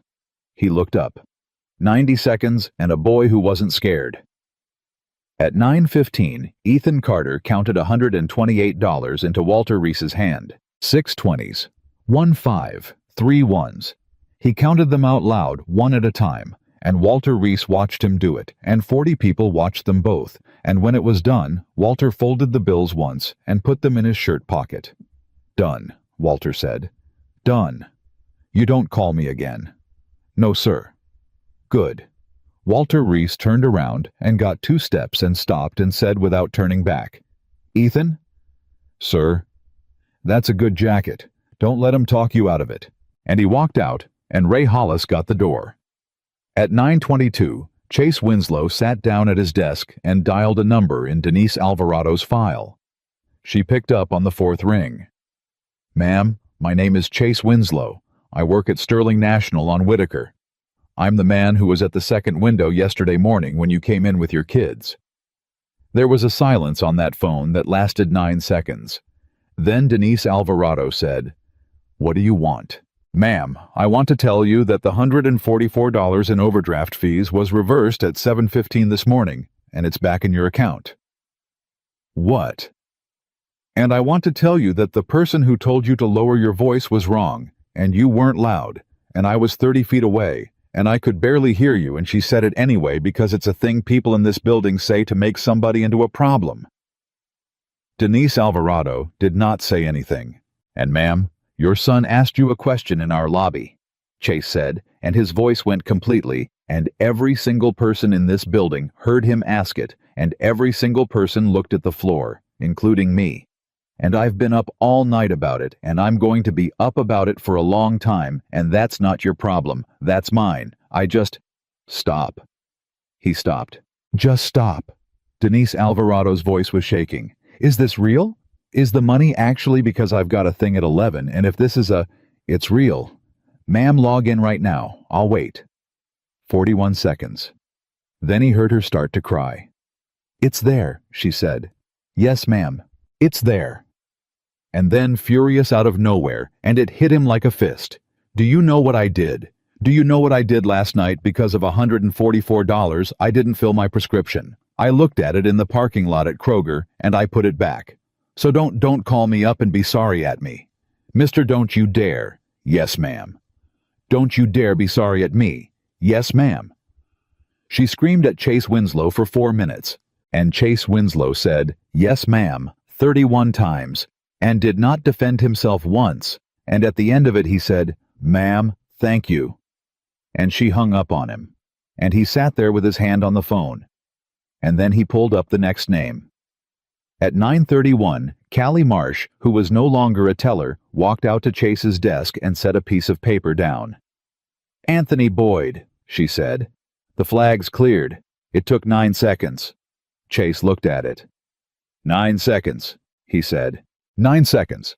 It was a soft flag from a 2019 fraud sweep, and it should have auto-expired in 90 days, and it didn't, because a patch broke in 2020, and nobody ever ran the cleanup. Callie's jaw was tight. There's 1,100 of them. 1,100. Company-wide. 1,100 accounts with a dead flag on them from 6 years ago. She looked at him. 1,100 people getting told it doesn't say by somebody who's looking right at it. At 9:34, Chase Winslow said, I want that list. Chase. Callie. I want the list. He was already reaching for the phone. 9 seconds each, 1,100 of them. That's 165 minutes. He looked up. That's an afternoon. That's less than one afternoon, and it's been 6 years. Callie Marsh stood there for a second. Then she said, I'll get you the list. At 11:20 that morning in a conference room 400 miles away, Helen Okonjo handed a regulator a box. In the box was a transcript of a speech given in Columbus 2 years earlier by a man in a canvas jacket who had said the sentence, I don't ever want to hear, that a customer had to come back twice. And on top of the box on the very top was a plaque with his signature on it. Helen Okonjo would testify 11 months later that her client had instructed her to put the plaque on top so it would be the first thing they saw. The fine was $14 million. Ethan Carter did not contest it. At 2:15 on a Thursday in October, Marcus Vance sat across a table from a U.S. attorney and told the truth for 6 hours, and at the end of it, the U.S. attorney said, Mr. Vance, for the record, did the majority owner of Sterling Financial Group ever instruct you to suppress complaints? And Marcus Vance said no. Did he know about the override? He voted for it. Item 19. Consent agenda. Did he know what it was? And Marcus Vance said no. And that's worse. He took 19 months.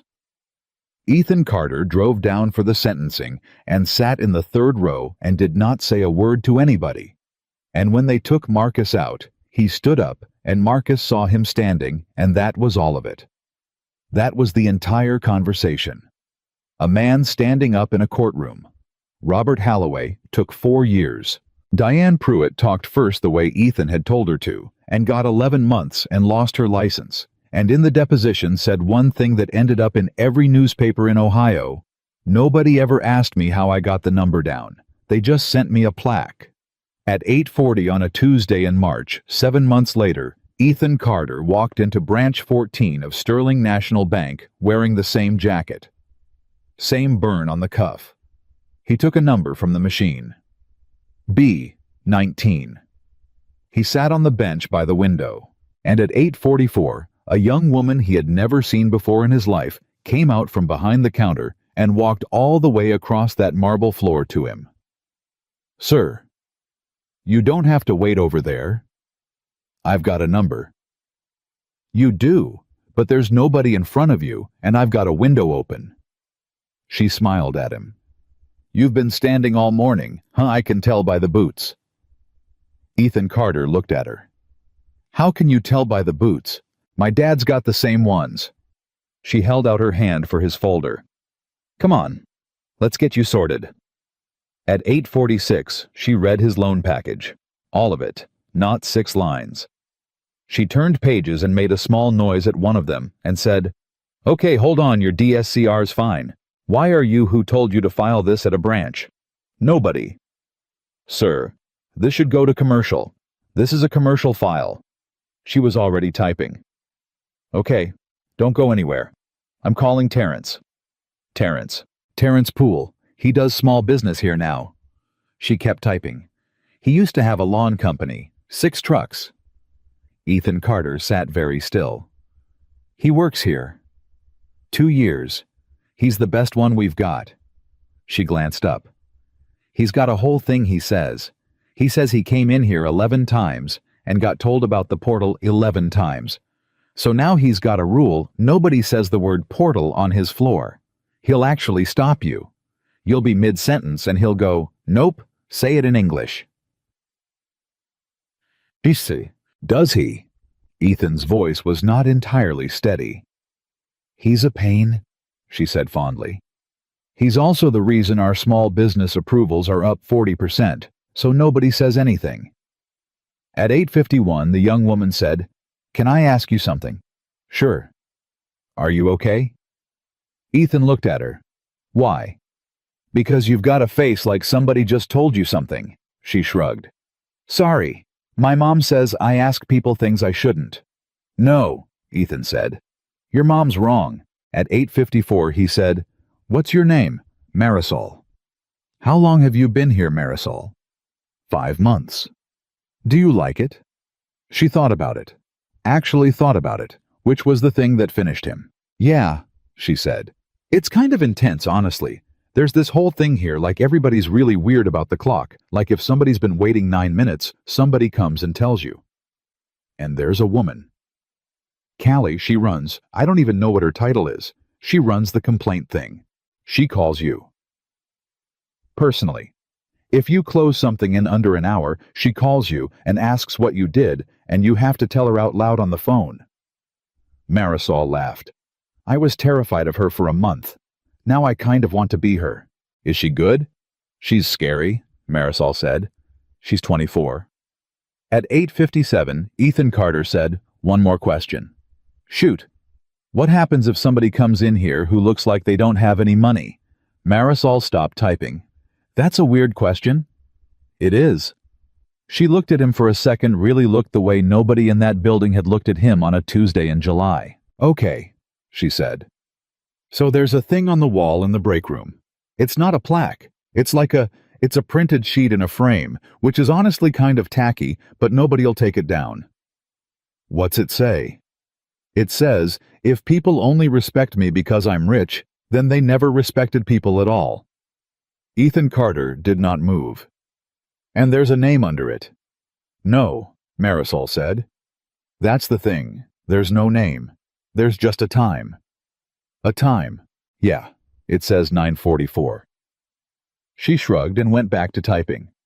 "Nobody knows what it means. Terrence knows. He won't say. He just goes, 'Somebody wrote down an old man.'" At 9:04, Marisol printed something and slid it across the counter.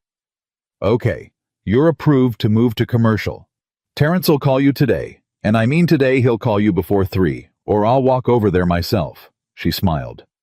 "Anything else I can do for you, Mr. Carter?" Ethan Carter looked at his own name on the paper, and Marisol had not blinked, not once. She had typed his name into a system 4 times, and it had never once occurred to her to look up. "No," he said. "That's everything." At 9:06, he stood up. Ray Hollis was at the door. He was 62 now, and he had a new radio and a title. He was branch operations. Whatever that meant. It meant they'd tripled his salary, and Ethan had signed it himself, and he saw the canvas jacket, and his whole face changed. He didn't say the name. He just opened the door the way he'd opened it 400 times for Robert Halloway, and 400 times for everybody else, and said, "Have a good one, sir." "Ray." "Yes, sir." Ethan stopped in the doorway. "You told her no." Ray Hollis looked at the floor, and then out at the street, and then back. "I've been thinking about that," he said. 11 years, I never told anybody no. Not once. And then one Tuesday I did. He shifted his weight. "You want to know why?" "Yes. 'Cause you sat down," Ray said. "You picked up your papers, and you sat back down. And I stood over there, and I watched you do it. And I thought, I have never once in my life seen a man do that. Ever. Every man I ever saw get shamed like that either swung or ran." He shook his head. "You sat down and got out a notebook. And I stood on that wall for another 4 hours, and I thought, if that man can sit down, I can stand up." At 9:09, Ethan Carter walked out onto the sidewalk that Walter Reese had poured in 1979. Lily was in the truck, 9 years old now, in the front seat, legs long enough to reach. "Well," she said, "she helped me." "Did she know?" "No." "Did you tell her?" "No." Lily looked at her father for a second. "Dad," she said, "you're doing the face." "I know." "The one where you're thinking something you're not going to tell me." Ethan Carter started the truck. "No," he said. "I'll tell you this one." "Okay. That girl in there is 22 years old, and she's never met me, and she's never heard of me, and she treated me like a human being at 8:44 in the morning for no reason at all." He put his hands on the wheel. "And that's it. That's the whole thing. That's what $14 million and 2 prison sentences and a man losing his best friend bought. One kid in a lobby being decent to a stranger in a bad jacket. And Lily, listen to me, that's worth it. That's not a consolation prize. That's the actual thing. That was always the actual thing." Lily thought about it. "Dad?" "Yeah." 9:44. Ethan looked at her. "It's on the wall," she said. "You put it on the wall." "I did." "Why not 11:42? Lily said. "That's when he said it. That's when they laughed at you." And Ethan Carter, who owned the building, said, "Because 11:42 is about me. 9:44 is about Walter." He pulled out onto Whitaker Street. "Anybody can build a company that respects the man who owns it," he said. "That's not an accomplishment, sweetheart. That's just fear with better manners. The only thing that ever counts, the only thing, is what happens in that lobby on a Tuesday when nobody with any power is watching, and the man at the counter has nothing to give you and can't hurt you and will never be able to do a single thing for you as long as he lives." Lily was quiet for a block. "And they're nice to him anyway," she said. "They're nice to him anyway." "Because it's right." "Because it's right," Ethan said. "Not because it's smart. Not because somebody's watching. Because it's right, and because he's a man, and because that's supposed to be enough." At 9:14, on a Tuesday morning in March, a 2009 Ford with 220,000 miles on it drove past a bank, and nobody inside it looked up, and nobody had any idea. And that was the point. Walter Reese died the following spring, 78 years old, in his own bed with Dot holding his hand. His daughter found a hardware store notebook page folded in his shirt pocket at the funeral home. One line in pen in a man's handwriting. 9:44. B-39. Resolved. He said 38 years. She had no idea what it meant. She asked around. Nobody knew. She keeps it in a frame. Because a man will forget the money you gave him, and he will forget the apology, and he will forget your name and your face, and the color of your jacket, but he will remember until the day he dies the exact moment somebody finally wrote him down. That's what respect is. It was never about